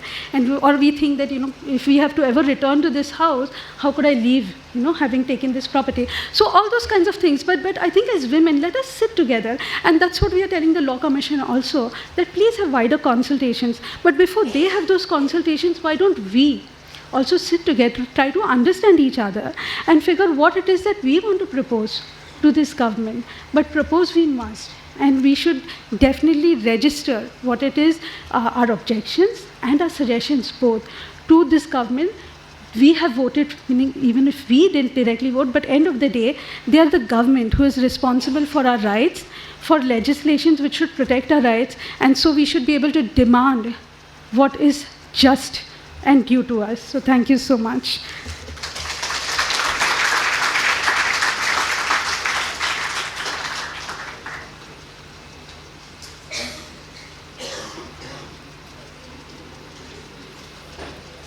And now from Goa, we have Albertina Almeida, who will talk to us about the experiences of the Goa Uniform Civil Code. Yeah. Good evening, all. So I have to say that Goa's law is not totally uniform, but let us look at, to the extent that it is uniform, what are the implications for people? How the marginal stakeholders in the family, be it women, children, differently abled, how does it have a bearing on these sections of society? So, and therefore, is uniformity the key or is justice the key? As the previous speakers have also highlighted. Now, what is this Goa law? The Goa law is basically the Goa family laws, I mean, because it's not the whole code. It's as the word code is so loosely used. The Portuguese Civil Code had a lot of other provisions relating to contracts, transfer of property, etc. Now, all those provisions are no longer applicable in Goa. But that portion which dealt with family laws and some other related provisions elsewhere in the code is what forms the Goa law. Plus, there is this code of usages and customs of Gentile Hindus of Goa. And then there is the third thing, which is a law which was enacted in 2016 for one portion of the law relating to succession in the family law. And this is called the Goa Succession Special Notaries and Inventory Proceeding Act 2012, but enacted in 2016. So these three are what forms the Goa family laws. Now, yes, it is substantially uniform. So let us look at what this uniform law has to say. Now, some provisions, there are some interesting provisions, like the provision for that sons and daughters have equal rights to parental property. Very good, interesting, required. another provision about marital property. So there's a concept of matrimonial property, which means that upon marriage, the couple are one unit. They're not X and Y. They're one unit, and whatever they therefore own, whether it is belong to the wife, husband before marriage, whether it is their inheritance, whether it was willed to them and they got it that way, whether it was gifted to them, whether they self-acquired it before, after marriage, whatever, it becomes this matrimonial property. But it is a default system, meaning there are other ways in which you can hold. The couple can decide at the time of marriage that they want to hold their property separately, and therefore they have to do a prenuptial agreement. But your fate is whatever, your future is sealed at the time of registration of marriage. You can't take a call on this after that, after the marriage. So now the question is that, is this a good idea? Is this a bad idea? We'll come to that later. But yes, it does recognize certain things. It does recognize this concept of marital property. The third interesting provision is that there are restrictions on making a will. Now, this concept of restrictions on making a will may have arisen from the whole thing that if somebody makes a will and gives it away outside the family, so the whole intention of the family laws in terms of the civil laws has always been to consolidate the property of the family. So therefore, if somebody if any person decides, oh no, I want to give it for my family, I'll give it to somebody else. So therefore, this provision was there perhaps at that time. But today it's coming to good use in the sense that today you find that it doesn't become easy for somebody to will away everything to the let's say male children because of son preference. Now in Goa, with 450 years of this, not 450, I would say from 1867, this law came to be enacted and then was extended to Goa, because Goa was part of Portugal at that time, was seen as part of Portugal. So from then to now, despite all this, there is son preference. So first of all, I'd like to flag, because, to everything, the solution is made out to be the Uniform Civil Code. Now, if that's the solution, then the point is that it hasn't helped to prevent son preference. It hasn't helped to, prevent dowry deaths. In fact, the reason for not extending the Dowry Prohibition Act to Goa at that time in 1961, when Goa was annexed to India, was that, we have Uniform Civil Code. So this is a myth that Uniform Civil Code will prevent these various forms of violence against women or various forms of abuse. Now, the point is that, so that's a reality. We also have a declining sex ratio in Goa. So that's not also helping. It's not helping that either. So therefore, the Uniform Civil Code cannot be a solution to any of these problems that are besetting us. The point is how just it is to the various components of the family, of which one, especially the marginalized components of the family, as in those sections that are marginalized in society. And therefore, we are talking of various, like women, children, transgender. We are talking of all these persons with disabilities, all these different sections. And first of all, the transgender and persons, transgender are not even considered when it comes to family, because a family is constituted as a result of marriage. And then, when there's a definition of marriage, the definition talks of marriage between two persons of different sex. So it is uniformly across religions discriminatory against the transgender, let's say. So therefore, now I understand that the law was enacted at a particular time. This law in Portugal has changed, but they have decided that they will fossilize this law for Goa. So all the emerging discussions, debates, understand that time they didn't discuss these things. But today, it doesn't make sense. Some of these things have to undergo changes. But because of a certain nationalism and a certain homogenization, they don't want to discuss these issues. Just like at the national level, the homogeneous, this thing is that the Hindu Rashtra, homogenization into Hindu Rashtra, Here it is homogenization into Goan nationalism. So, we are expected to be like especially for example, women are expected to be the pallbearers of culture. So if whether, how it is in the religion, you're expected to be the pallbearers of your religion, and then pallbearers of Hindu nationalism. Here, women are expected to be the pallbearers of Goa. Now, definitely, Goa has its own uniqueness, etc. But that doesn't mean we cannot critique or interrogate certain problematic aspects of laws prevailing here.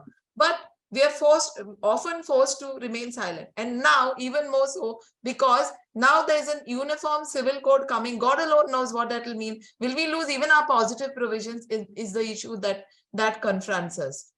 Now, having said this, there is also, as I said, the restriction on making wills. You cannot will away more than half of the property that you own, and the rest has to go to the children in equal shares. So there is a restriction in making a will. However, the problem is that even though there is this this provision, first of all, is also there in the Muslim law. The share may be different, but it's there in the Muslim law as well. So the issue is not because it's a uniform law that it's great. It's great in terms of how it can help curtail certain preferences based on certain prejudices that the parents have. So it is useful, and it's there in the Muslim law. So it didn't need an uniform law to have this provision. So this is one aspect. Now, the other thing is that what informs the makeup of the judge? Because when we go to court, for example,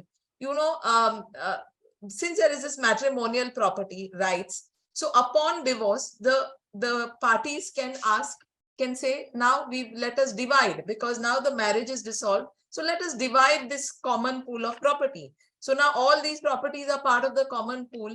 Now, when the woman stakes her claim to properties, because she has a half share in the properties that he has inherited as well, the male spouse has inherited as well, the judges begin to look at the woman like she's being greedy. Look at her, she's like, making a claim to so much, so she's just being greedy. Why can't she just settle, because now there is this settlement, so you have to mediate and settle it. Never mind if you're losing almost everything, but you have to settle the case. So the thing is, the whole attitude of the judge when the woman is making claims, considering, like that judgment has held that, when a woman moves, we live in a patrilocal society. So the woman moves to her husband's place upon marriage in most cases. And she's the one who's adding value to that place where she's residing in. But he adds no value to her parental house usually, because it's like, I'm not living there, and etc. But he has the same rights because of marital property being equal for both genders. He has the same rights to her parental property, to which he has made no contributions whatsoever in most cases. And she who has made contributions has the same right. Now, she deserves that because she's made contributions to that property. She's living in that place, so she deserves it. So therefore, it's not enough even to have something that is equal across genders, because the social location of the two genders is different. So therefore, we must remember that we are also not just talking of equality blindly. We have to look at the realities. So it is not about even uniformity across religions or uniformity across genders, as in sameness across genders. This is something we also need to bear in mind. Having said that, yes, as I said, the Goa did not get these laws out of all these kinds of discussions that, for instance, we are having today. So therefore, the judges are like, okay, there is matrimonial property rights. This has to be 50-50. But, like the woman is being greedy when she makes her claim for 50%. So therefore, it is important that the discussions happen so that the judges are informed of the possible logics of these laws. Therefore, that's important, and that's important that we have, because then that will inform the laws. Now, as far as the double standards are concerned, there are also double standards of the government that we can see, because we have this code of customs and usages of Gentile Hindus. Gentile Hindus means everybody who is non-Catholic, okay, is clubbed under that category in the definitions. And you have a provision there also for polygamy, what they call simultaneous polygamy, and it is available if a woman has not got a child till the age of 25 or has not got a male child till the age of 30.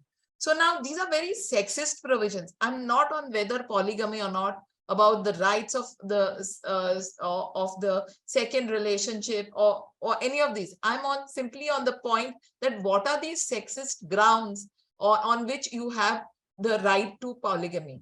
And then you are talking of Muslim men and they are the right that this polygamy is a problem in moralistic overtones. And what about these sexist overtones on which the rights are there? Now, it's true that it's not used to our knowledge. One doesn't hear of somebody who's used this provision because there is the other criminal law. But if somebody uses this provision and nobody complains, then this will stand. And it's there on the statute book. So what duplicity is this? We have had a BJP-led government for quite some time now. Why have they not repealed this law? So therefore, you can see that there are motives, and these motives then inform how these laws are implemented and even interpreted in the courts. If this is the narrative and the rhetoric, that will go with it, even if it's seemingly equal. And this is what we need to keep in mind. Also, given the complexities, this law doesn't, because we are talking of property rights, it's not only about rights. It spans different forms of property. So it will span shares in companies, shares in cooperative societies. Now, because there is a ownership here, co-ownership, if land is being sold, which is what was the asset visualized at that time when this law was enacted in Portugal, there had to be the signature of the wife as well, because she's a co-holder.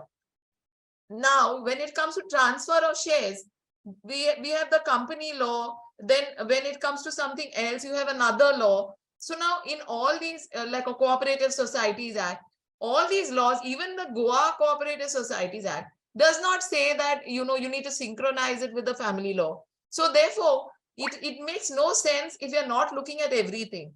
Also, we need to bear in mind, as I said, the Uniform Civil Code is not the solution for everything. So if there is a problem, and if it's a disadvantaged section of society, and the woman is making a claim for maintenance and a separate residence, it won't be possible because it's a small house. You can't divide it into two, and he has not got the money. So there has to be a provision for social security, which the state is responsible for. So therefore, it cannot be the panacea.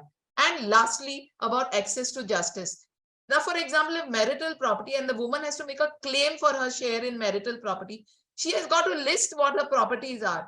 Now, she doesn't know what the properties are, because very often this is not shared with her. If she knows where it is, she doesn't know what is the survey number, other title documents, which you have got to produce in the proceedings for division of these assets. There's something called inventory proceedings. So therefore, access to justice is as important. The ways of affirmative provisions that will enable people to use a law that is seemingly equal.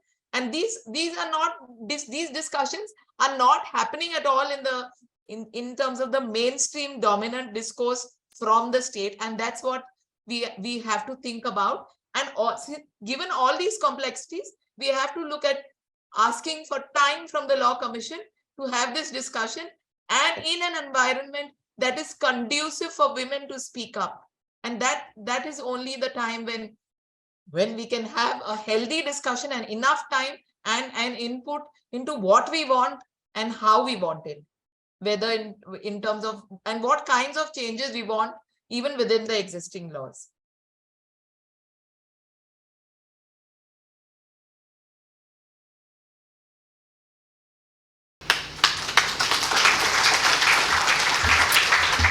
Okay, so we will now open the floor for discussions, for questions.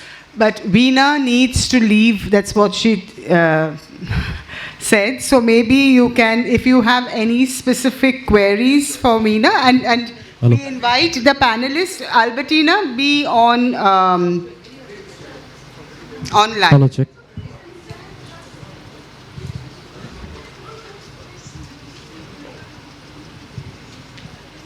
So if you have any... yeah? Okay, Dolphy wants to be good host, so he wants to complete a formality. Yeah, so we would like to give a token of a memento to each of the panelists, and Albertina, we'll courier yours to Goa.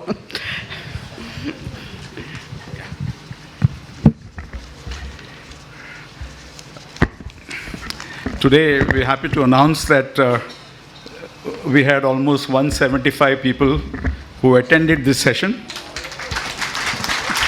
and almost 57 online, because we released that online connect at the last minute, so that all of you will be here rather than be on the online.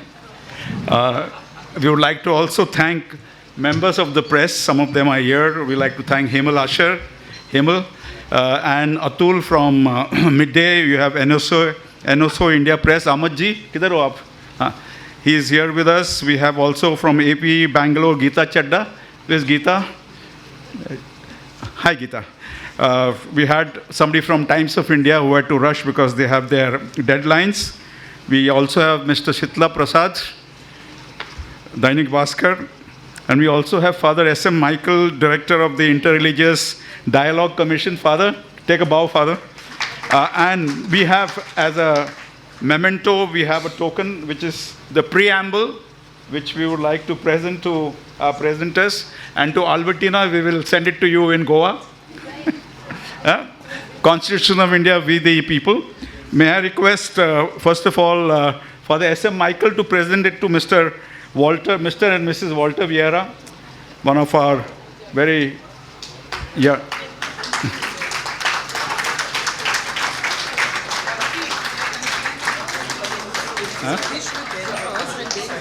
No, only this one is there. Otherwise, all over there. Okay, yeah. Okay. Advocate Rafael, could you present it to Brunel? Baba, just now, relax. We are all part of family now. This is Uniform Civil Code.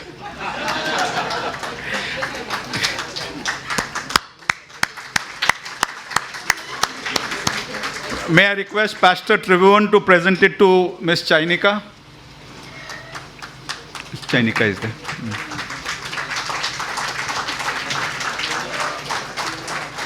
Father Austin Norris, could you present it to Sabah Khan? You want men only for a change. Yeah? And Sister Sagaya, Advocate Sister Sagaya, to Advocate Veena Gowda. Sister Sagaya is also President of the Catholic Lawyers Guild. She is also a legal advisor of Bombay Catholic Sabha. Sister Sagaya.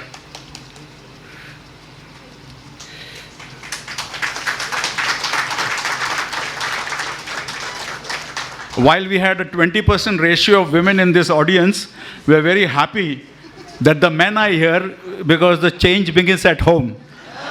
Okay, so whatever you picked up from here in the course of this session, and we throw the floor open. Brunel could conduct the... Yeah, so you all don't want chairs? Okay. So any questions, any thoughts, any reflections to our panelists? And please direct your question. If you're directing it to a specific panelist, or you would like a specific panelist to answer your question, you can indicate that to that particular person. Otherwise, you can, keep the question open. Yeah.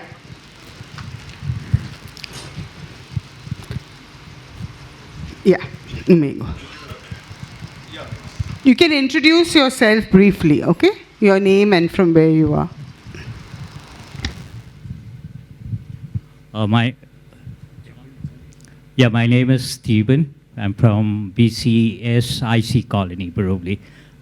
Thanks to the ladies who made our day today. I thought more than a UCC for a common civil code, we need a UCC for all these politicians. And I think the most important thing is you don't need a civil code, you need respect for all women. That's it, my comments. Thank you.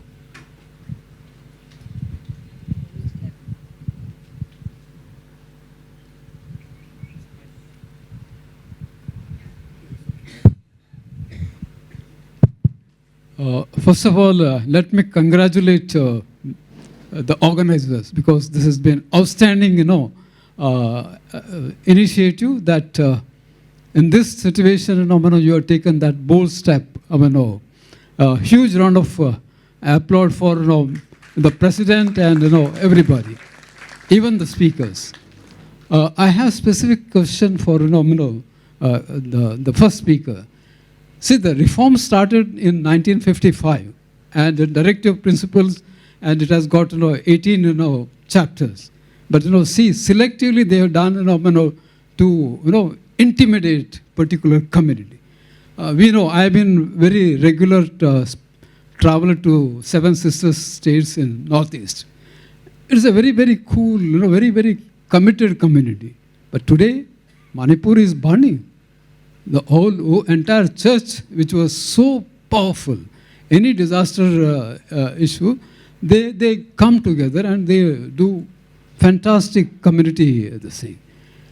What I want to ask you to explain to this August gathering, that with this, Dr. B.R. Ambedkar's, such an excellent, depth of understanding the community,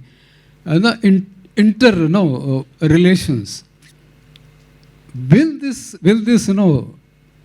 uniform civil code, which should be reformed, will it stand the time? You some of you mentioned about the Karnataka recent election, but that is only a tip of the iceberg. But we need to do much, much, much more. See, today, South India has abolished the Sangh Parivar. It is nowhere. Even in the north, it is not there. But it has to come out. But that is how I urge this August gathering, speak out. But speaking out again, today media is, media cannot say anything. Media is in the control. This thing, it doesn't go to the Law Commission at all. So where do we stand? How do we? Please guide us. Thank you. Yanika will respond, but I request each of the, the audience, member of the audience, to keep your interventions brief. Yeah. Actually, that's a question that all of us need to ask ourselves. But the fact is that because the media is not with people like us, what we hear and what we are told is probably also a tip of the iceberg. And maybe there are many other people who are thinking like us, but feeling scared to express it today. So I think that this kind of one-on-one interactions are very important. Because of COVID, we've kind of separated. We're not meeting each other. We're only getting things that are, that are being sent to us. And this is I'm saying this with full, the responsibility, that what this gives us is very, very selective. And I just want to recount my experience of being on the Bharat Jodo Yatra, because the fact that you could move in a group of many people, there was no limit to the number of people that were walking, that nobody stopped you from saying what you wanted to say. Nobody said that this is what you have to do. I haven't experienced that for a long time. I haven't experienced a space which is public, but which is owned by everybody, and where there are so many ordinary citizens willing to talk to you. So I draw hope from that, and I feel that every interaction that we've had with people at large, you find that there is a lot of discontent. It is for us to actually move out and build on that. And I agree with you that the election is just one thing. It's not that the rot that is there has to be eliminated, and that we failed in multiple ways. So whether it is the caste, whether it is gender, whether it is whatever, we have to, when we say respect, it's easy to say. But actually implementing it is a very different thing. Begin democracy at home and let it extend in all our interactions. Only then will this society become democratic.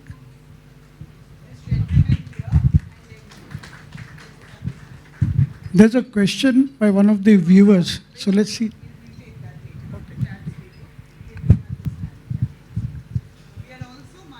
Also mindful of the chat, so we are looking at that, okay, at them, yeah.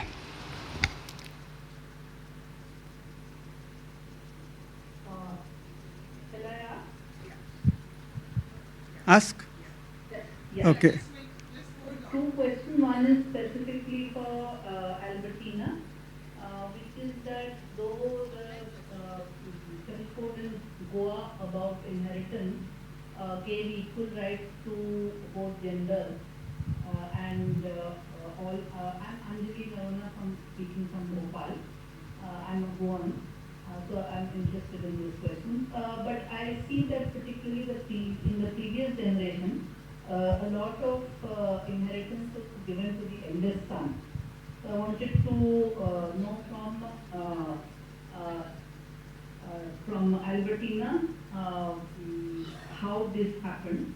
And the other thing is a general issue, whether in this deliberation on uniform civil code, we can incorporate that. There seems to be two major aspects. One is the family law pertaining to conjugal rights and divorce and things like that. The other is the inheritance.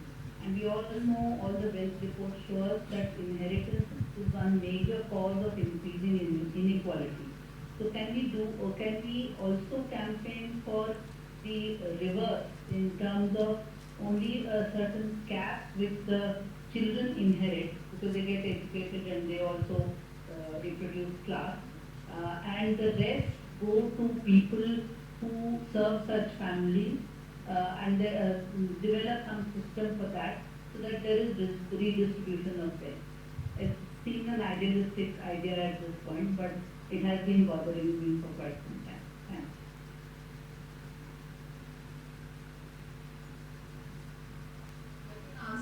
I missed some of it because I got disconnected for a while, but I saw your question in the chat box.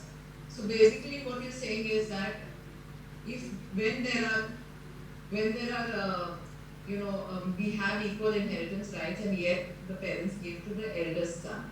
So that is son preference for you. And if they didn't want it to get divided and fragmented, so then they give it to the eldest son.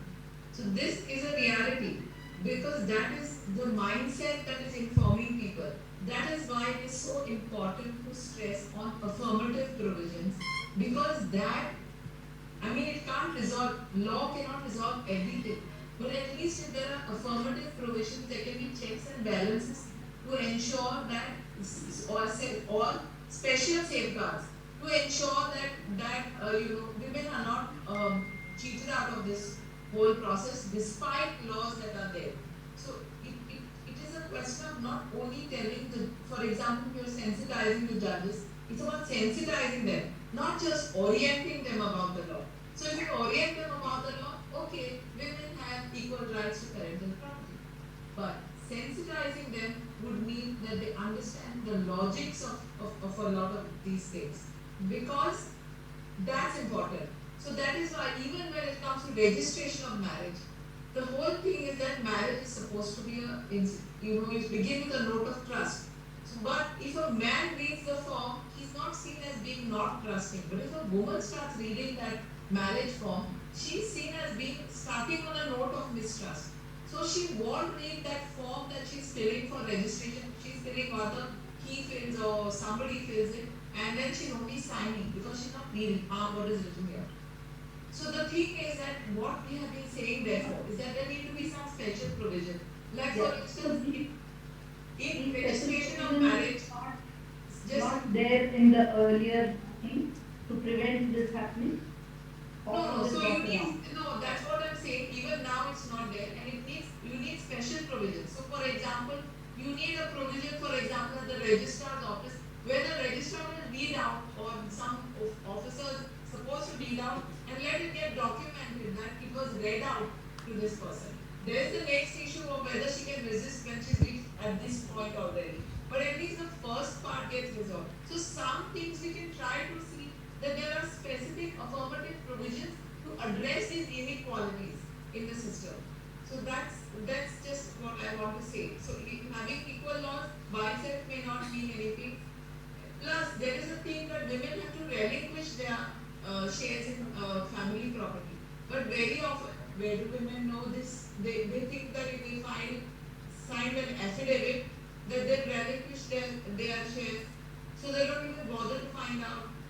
Proceedings go on, they're told, okay, some inventory proceedings have been initiated because we have to do that as a procedure when the parents have died. They don't come to the courts, and then they're told, see, you remember you signed off that thing, so therefore, basically, don't make a claim. You have signed off, so it's going to be allocated to this and sign that allocation, that partition of how the properties, family properties are going to be divided. So this is how it all works. So there need to be some other special safeguards. That's what I mean by saying that you should have equal rights. It doesn't mean anything in a situation where there's inequality, where there is certain social conditioning for certain sections of society. Yeah. Sabha, would you like to take the second question, which was the online question?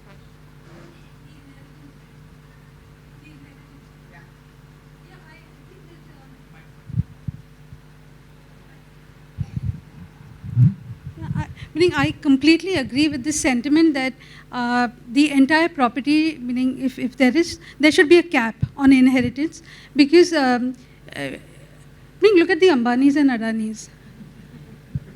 Like, meaning we know, meaning why should that money go there, right? So, meaning, and within the Muslim personal law, there is this, meaning it does not, you needn't will away, but if you do, then there is this 1/3 that you can will away, and it's not to your legal heirs, वगैरह. And so many people will it away to the Waqf. Even amongst the Christians, there have been many who will away property to the church, right? Because one also recognizes that there's so much good through the schools, through the hospitals and other facilities that serve the community. These are good practices across religion, which we need to put together and suggest to the LCI that as a society, if we are looking at all of us as citizens, there is this great class inequality, and how do we address that? We do need, meaning there are very many women who are in court who get a good maintenance order, but there's no one who can pay them that kind of maintenance, right? The families are poor. So how do we kind of ensure that they are able to live a life of dignity? The state has to step in. The state has to provide for that maintenance to ensure that she's not destitute. She's not having to live on the street, not having to beg for food. So those are the things that can be taken care of when we create this fund. And where is the money from this fund coming from? One is PM Cares.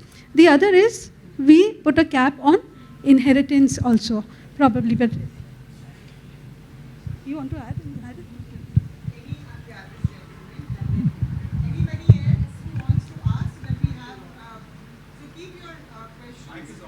Very sure.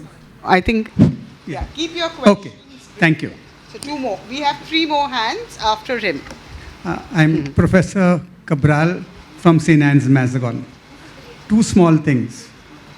One, like we had the triple talaq bill, can we not have a bill only for removing polygamy and not link it to the UCC?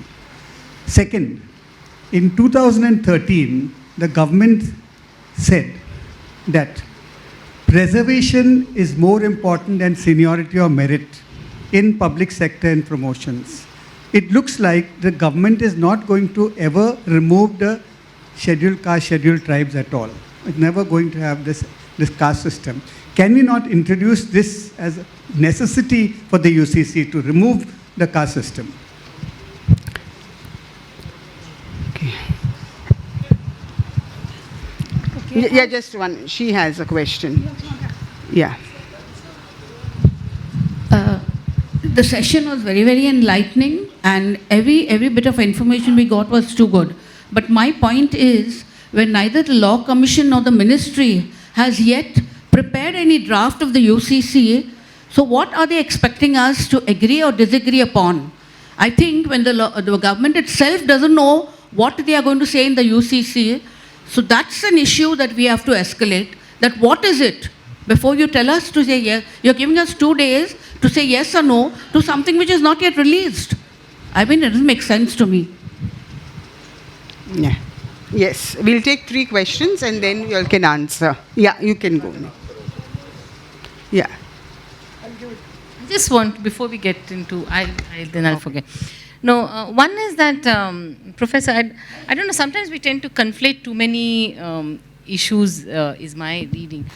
I think, I mean, in this discussion, when we say, can we not get rid of caste itself in law? I mean, we're saying this only a few days after we know someone urinated on somebody, you know, and so that's a reality. Hathras rape case was a reality, where the woman was not only raped, but her body was burnt, and, you know, even before anything else could. So these realities do exist. And it is within this reality where we are saying that there cannot be a uniformity right now, and it can't be effacing everything. That is one. 2 is that now, what has happened again on when you say that, like the Triple Talaq Act. Now, Triple Talaq Act, like I said it earlier, is that it is criminalized. It has criminalized the act of giving Triple Talaq, despite the Supreme Court of actually saying that it's not valid in law. And these processes, yes, I mean, I think women are challenging it, will go to courts on it. And I think that engagement will be there. Instead of only thinking in the negative, like Albertina also said, can we talk about affirmative rights in a way? For example, then can we say that instead of talking about all of this, can we talk about a specific law on property rights for matrimonial property rights for women, like how we have the Domestic Violence Act? So I think the idea should be to maybe in piecemeal consolidate rights rather than negating certain things would be my.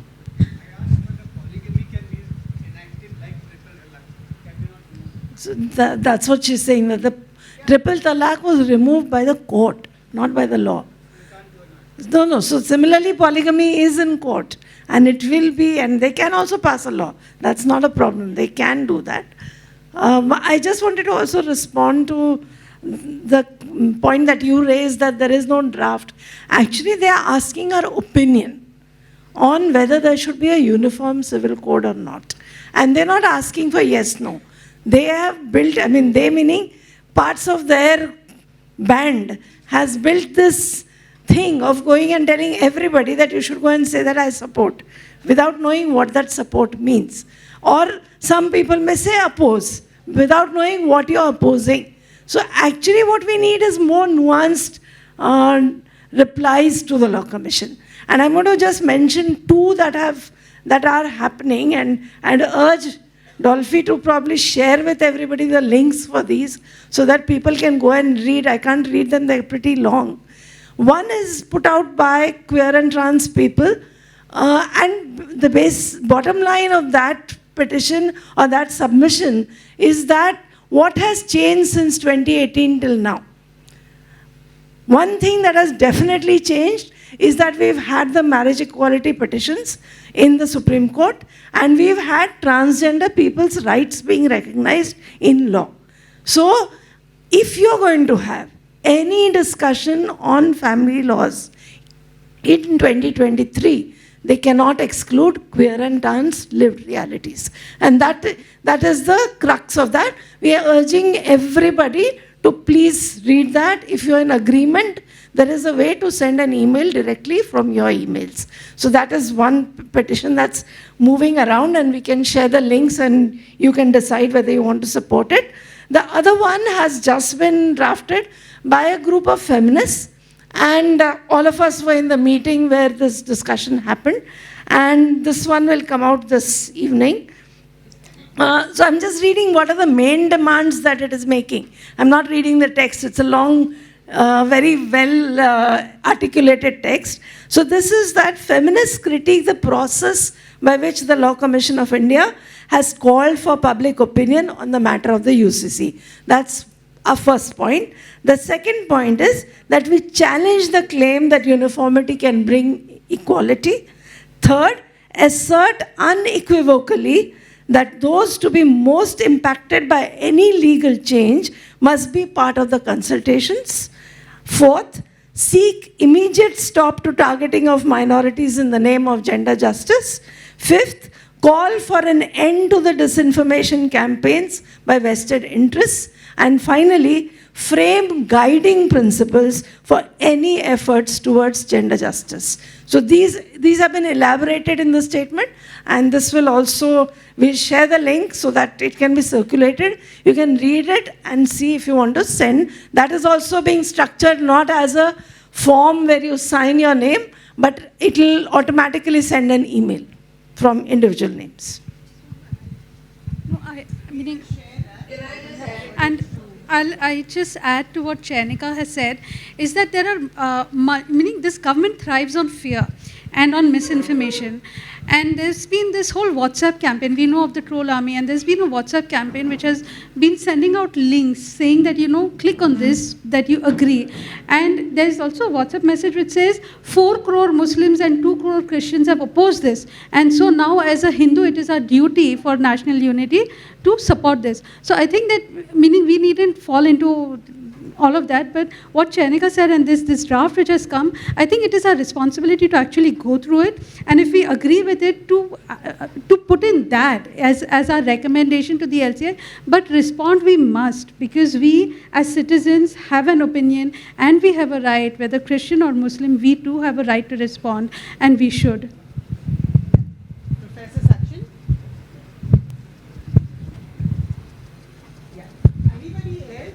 I'm Dr. Sachin Bansode.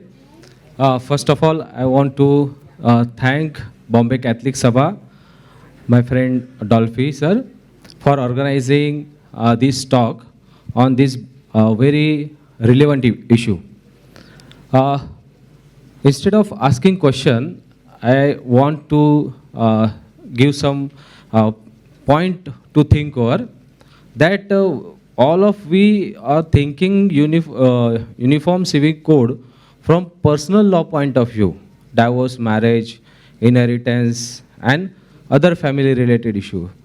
But it has other angle that we should need to be connect, like demographic balance, which is going to change after delimitation commission in 2025. South versus North imbalance that will totally neglect South India, and the dominance of North will shape the whole destiny. So it has connect with the population, and population is connect with the community, and the community is recognized or unrecognized resident, and for that NRC, CAA and UCC, that connect we have to develop. We go beyond this personal and family law background, this diversity, and no problem means no issue that we have to bring certain new new points that we discuss here beyond binary and etc. But it has more demographic and political angle that we need to connect, and this will never going to solve. As earlier reports and several judges also comment that uniform civil code is like a mirage. Earlier comment was that of our judges. So it is really mirage for the present generation. But we take this opportunity, instead of we take this as a risk or attack, and we should try to formulate our own civil code. And like on the stand of like criminal procedure standardized, like civil procedure standardized IPC. So like this thing, can we develop certain a common civil code which will address beyond this family law, this demographic, political and cultural issues of the future generation. Just this one point I want to connect with this UCC, with the NRC and CAA. Thank you. Yeah. Any of the panelists? Okay, so we'll take all the questions and then the panelists. Albertina would also like to speak. So all three panelists who are here today will pay attention to the questions. Yeah.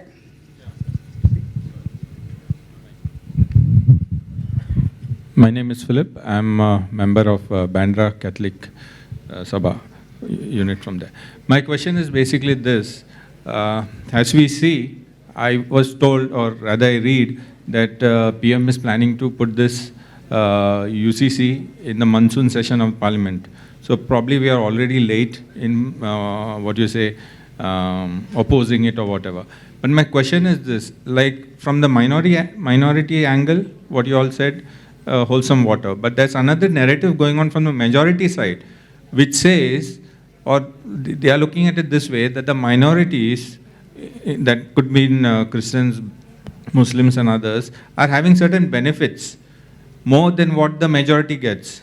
And this uniform civil code may kind of address that. So how much of truth is there in this statement? Would anyone want to explain to us?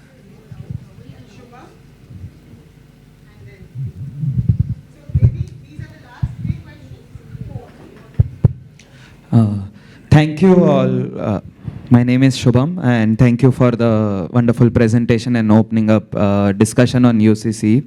Especially in Mumbai, it has been long due that we start discussing this.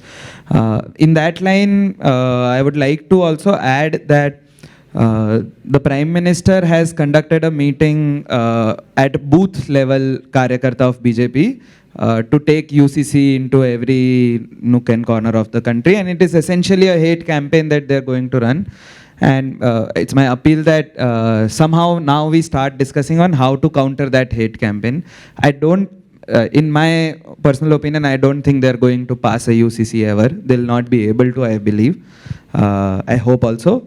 But they will very successfully run a hate campaign. For sure, and they have already started it. So how do we start thinking on countering it? And also a suggestion that today Adivasi Ekta Parishad and the Sikh body, SGPC, also passed a resolution against UCC, or starting a debate on UCC at this moment, saying the same thing, that we don't trust you with this process, and it clearly seems so. How do we actually start holding those kind of discussions where we can bring so many interests together, possibly different interests, but maybe against UCC or against having a UCC at this moment? So yeah, that's it.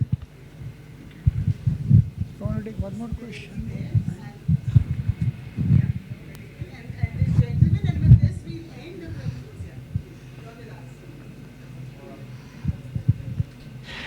Before you begin your question, in case people, we would love everybody, you've been a wonderful audience. It's a matter of a few minutes here or there to interact and clear your questions and all. But we also have a snack box. Just in case you want to rush and you're hungry, there are snack boxes available when you're moving out. Thank you, Bombay Catholic Sabha, for a wonderful session. And as Albertina says, there is a polygamy in Goa, which I don't think I've heard anywhere. But even if there is polygamy in Goa, a law, it should be abolished. And how can we raise our voices to give the correct feedback on this civil code law? How can we approach, whom should we approach to give our, raise our voices against or against their, you know, what they are saying about the civil code and everything? Thank you so much. Yeah, hi. My name is Sunny Fernandez, and just want to know that we all agree over here that this is not a unified civil code, it's a unified confusion code. And it is definitely to polarize. We all agree to that. Secondly, this scheduled caste, other caste, in the constitution was for only 10 years. The fact that it has carried on for so long is for political gains. So I think it's a no-brainer over there. without a unified civil code, they could ban triple talaq. They could ban beef consumption. So I felt they could have taken, which is actually affecting society, take that. Like, for example, instead of having this, why not have a uniform education code? Let education be equal for everybody. So instead of getting into the families, which I'm not saying is not important, that is not being done. A uniform legal code. Today, if I'm rich, I can buy legal kind of verdicts in my favor, and there are people who are languishing in jails. Where is the uniformity? Where is the uniform resource code? Something like water. So this is very simple point. And the last question I just wanted to understand is that, am I to understand that if I'm if I'm giving my inheritance to my children, it has to be equal, or I don't have a right to will it to one particular child? Is that what I'm understanding? Say, for example, if I've a child goes rogue, and has kind of created more of mental agony to the family, I have to still give 50% of what I have. Is that what I wanted to understand from you ladies? And thank you so much for this beautiful evening. Thank you.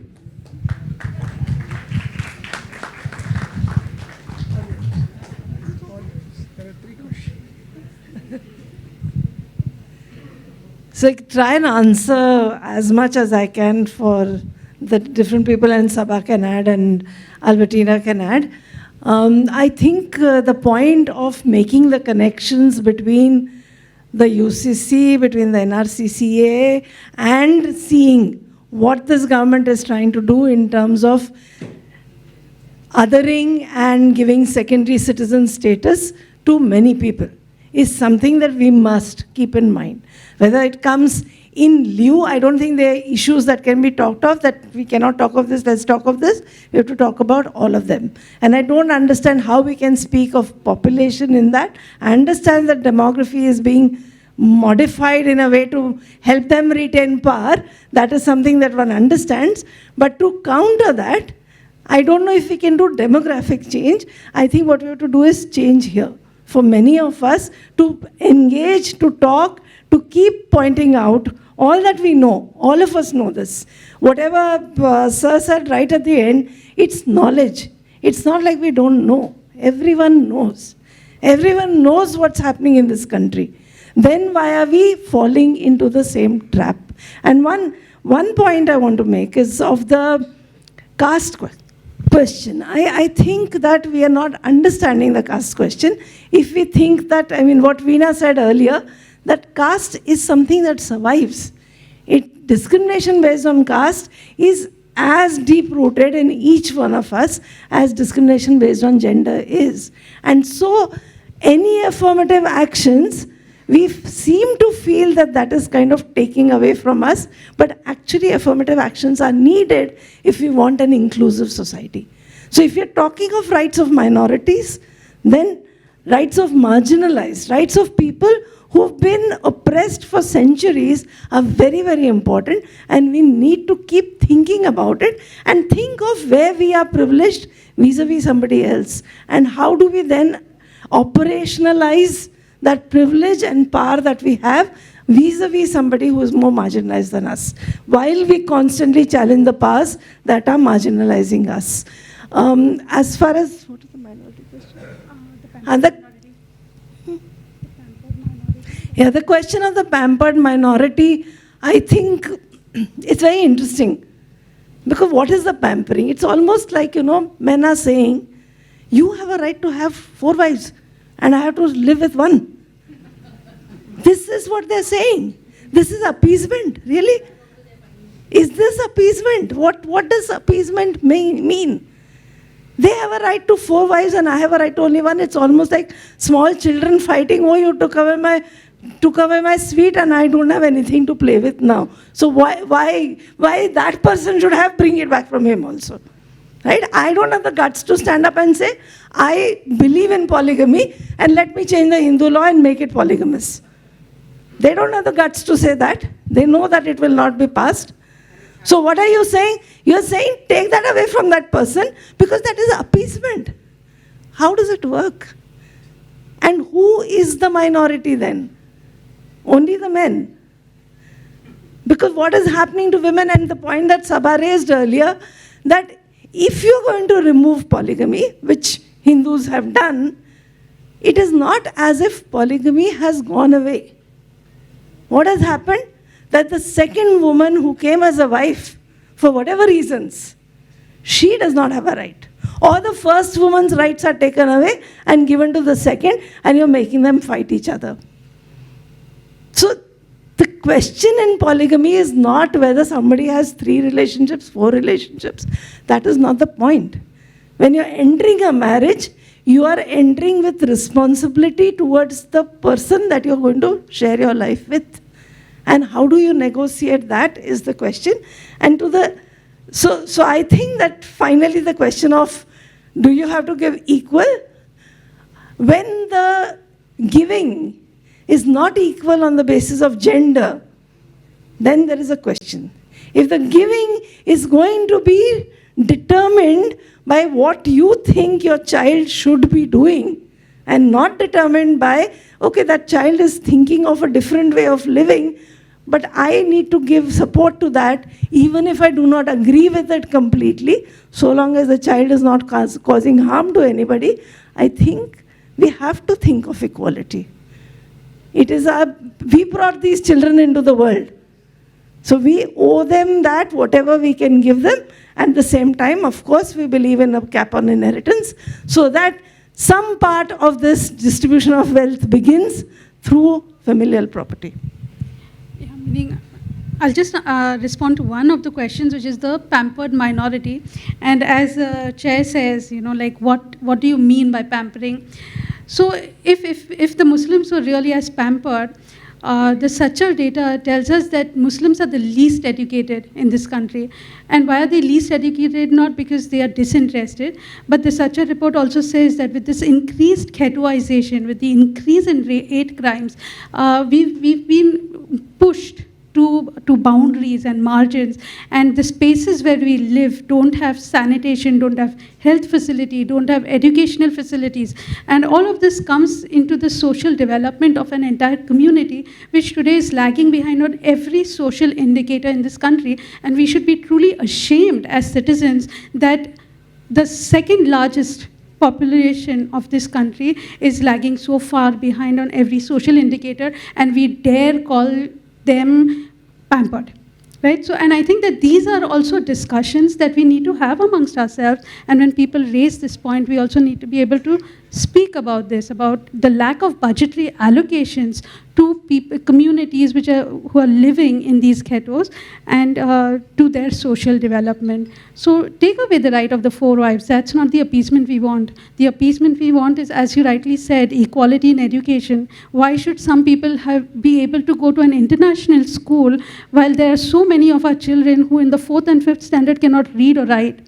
Right? We should be ashamed of this as a country. So these are the things which should anger us, not, meaning not the kind of issues which keep getting thrown at us. So let's change the narrative. All of us sitting here, I think we need to begin to talk along these lines. Albertina, would you like to, Yes. Yeah. So I would like to respond to the point that was made about by doctors Sachin Bansore, and I would say that within the realm of family laws, I would like to take that point within the realm of family laws. Very often family laws are marginalized as just relating to the family. But within the realm, let us look at how these issues play out. And therefore, your important point about citizenship, for example, many of the, and this is where I also want to say, voices from all over India need to be heard. So even in the CAA movement, in CAA 2019, there was a provision about overseas citizens of India. There was that amendment as well. And that seriously affects people in Goa, because in Goa, a lot of people, in Goa there is a provision that Goans can affirm their Portuguese citizenship, and therefore, but India does not provide dual citizenship. So they affirm their Portuguese citizenship not because they can get jobs in Portugal, but because they can get jobs in the entire European Union. Now, this means that many women especially Catholic women, but many women, seek to affirm their Portuguese citizenship and become OCIs. And when they, because they also want to run away from this, all the stigma that the problems in the marriage brings, of being a divorced woman or being a woman who is neglected by a husband, etc. So they want to go abroad.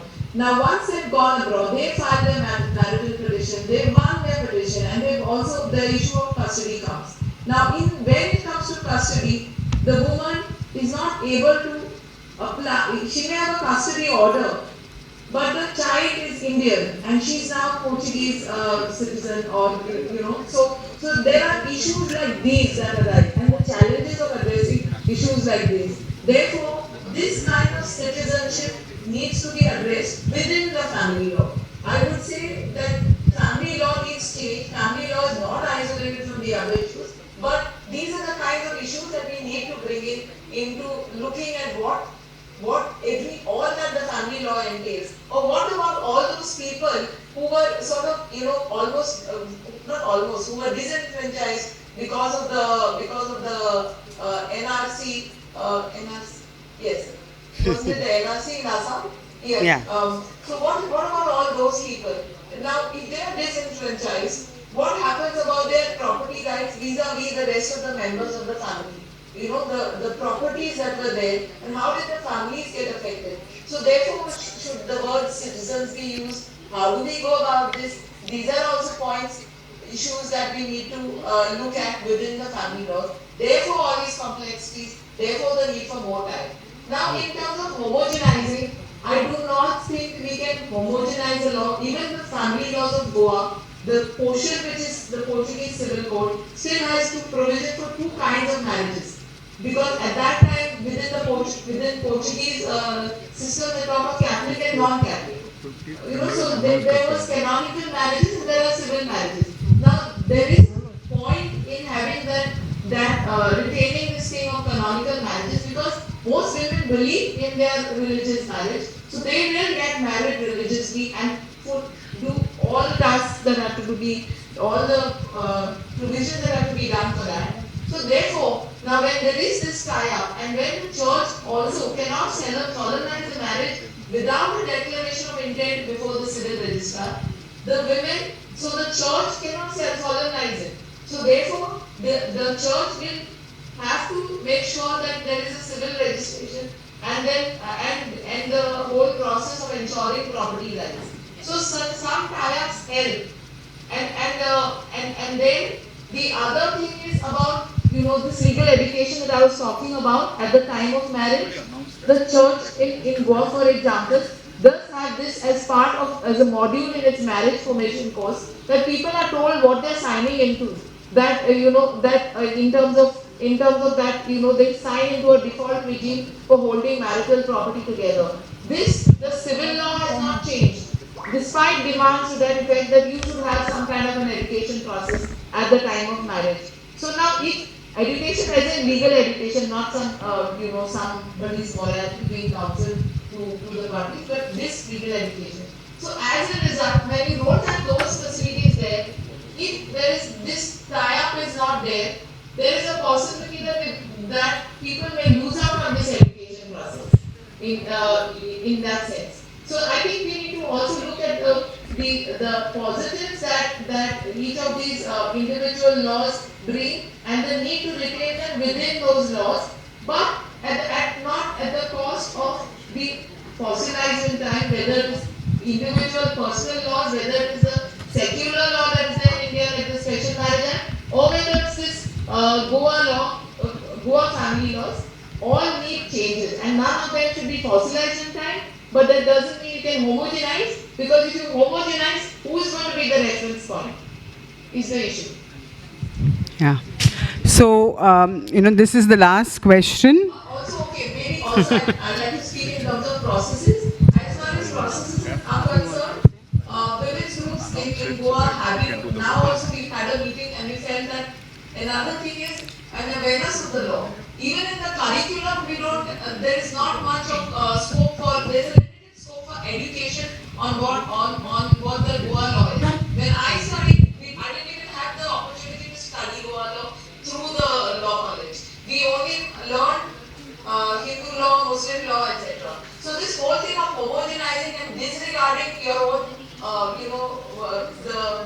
analysis of various things. We saw it live in how it operates here. You know, in terms of seeing some reference point of North Indian, the laws prevailing in what is called mainstream India. And therefore, no regard, even the Law Commission, the 21st Law Commission, Didn't speak about in its appraisal of the laws, I agree with its conclusions that it's not time for this law, or it is not advisable at this stage, etc. But even the 21st Law Commission did no appraisal of the Goa law, did no analysis and understanding of the Goa law.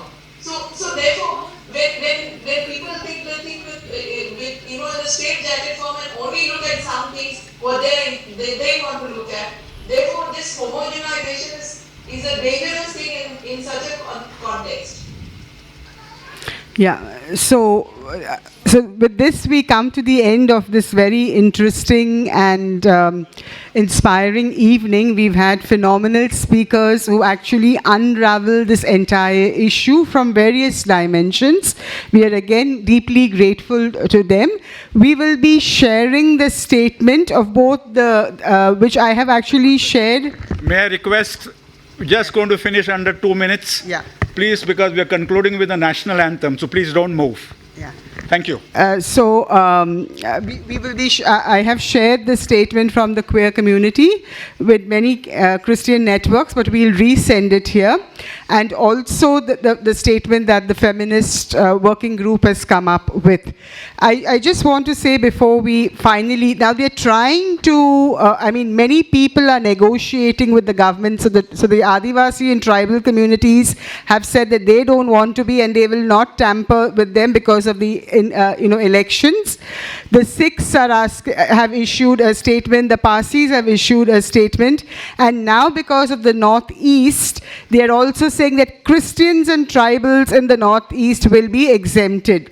Now the tribals come under the 5th and 6th schedule, so that's a different thing. But see how they are pitting minorities against each other. And I hope as Christians we will take a firm stand on this matter, and I request those who are part of the hierarchy to also emphatically say that we will not allow division, and no uniform civil code for all. There are many issues, many discussions, so I don't agree with even asking them for a draft. They'll be happy to give you a hegemonic draft and you will not be able to do anything. We want consultations, and we will tell you what gender justice means on various spheres, and let's discuss about that. Okay, but I hope the church, and I'm saying this now as a Christian, will take a principled stand on this position about not pitting us against each other.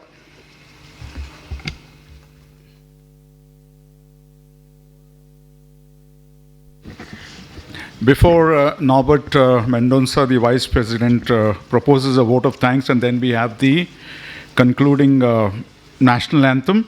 One announcement we want to make is on 23rd Sunday, we'll send you details.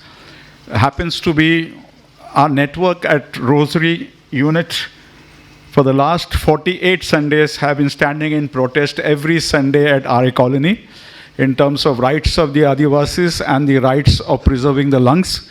So the 50th Sunday happens to be on the 23rd of July. So we'll send the message around, but we would like hundreds of us to be assembled there in solidarity with all other communities. We would also like to thank our executive team of the Bombay Catholic Sabha, the central councillors, and the unit office bearers, who today mobilized so many of us to be here. And actually, we have broken the record. We are here for 3 hours, and you have been a fantastic audience. Let's look ahead, because that's the challenge we have to have. We'll have to spend a lot of pain, anguish, tears, energy, but let's stand together to take a stand against what's happening. May I request Norbert to propose a vote of thanks, and then we'll stand for the national anthem. A big task is given to me, so just bear for me 2 minutes. And if I forget giving that vote of thanks, if I forget anybody, I am sorry for that. So on behalf of Bombay Catholic Sabha, I would like to thank the speakers, Advocate Albertina Almeida, Advocate Veena Gowda, Sabha Khan, and Chanayaka Shah for explaining about the Uniform Civil Code. Also like to thank the members of our network and group partners who have shown their presence in this meeting. Also to all the participants, both who are physically here and who are virtual, for attending this in the public meeting. A big thank you to Professor Binel D'Souza for moderating this meeting. Just to thank some few more, want to sound guy Jude Lobo for the sound, Akaikas and company for video and Zoom, Adrian De Silva and team for this Morallo Hall. Thank you all the priests and nuns who have attended today, the press officials who have come to cover this evening. A big thank you again for coming here and being with us for 3 hours. Just not to forget that your snack box will be given outside the hall. And we'll complete this by, I just request you to stand for the national anthem.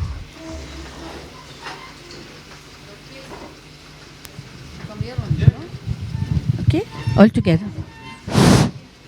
जनगण मन अधिनायक जया हे भारत भाग्य विधाता पंजाब सिंध गुजरात मराठा द्राविड उत्कल बंगा विंध्य हिमाचल यमुना गंगा उच्चल जलधि तरंगा तव शुभ नामे जागे तव शुभ आशीष मागे गाये तव जय गाता जन गण मंगलदायक जय हे भारत भाग्य विधाता जय हे जय हे जय हे जय जय जय जय हे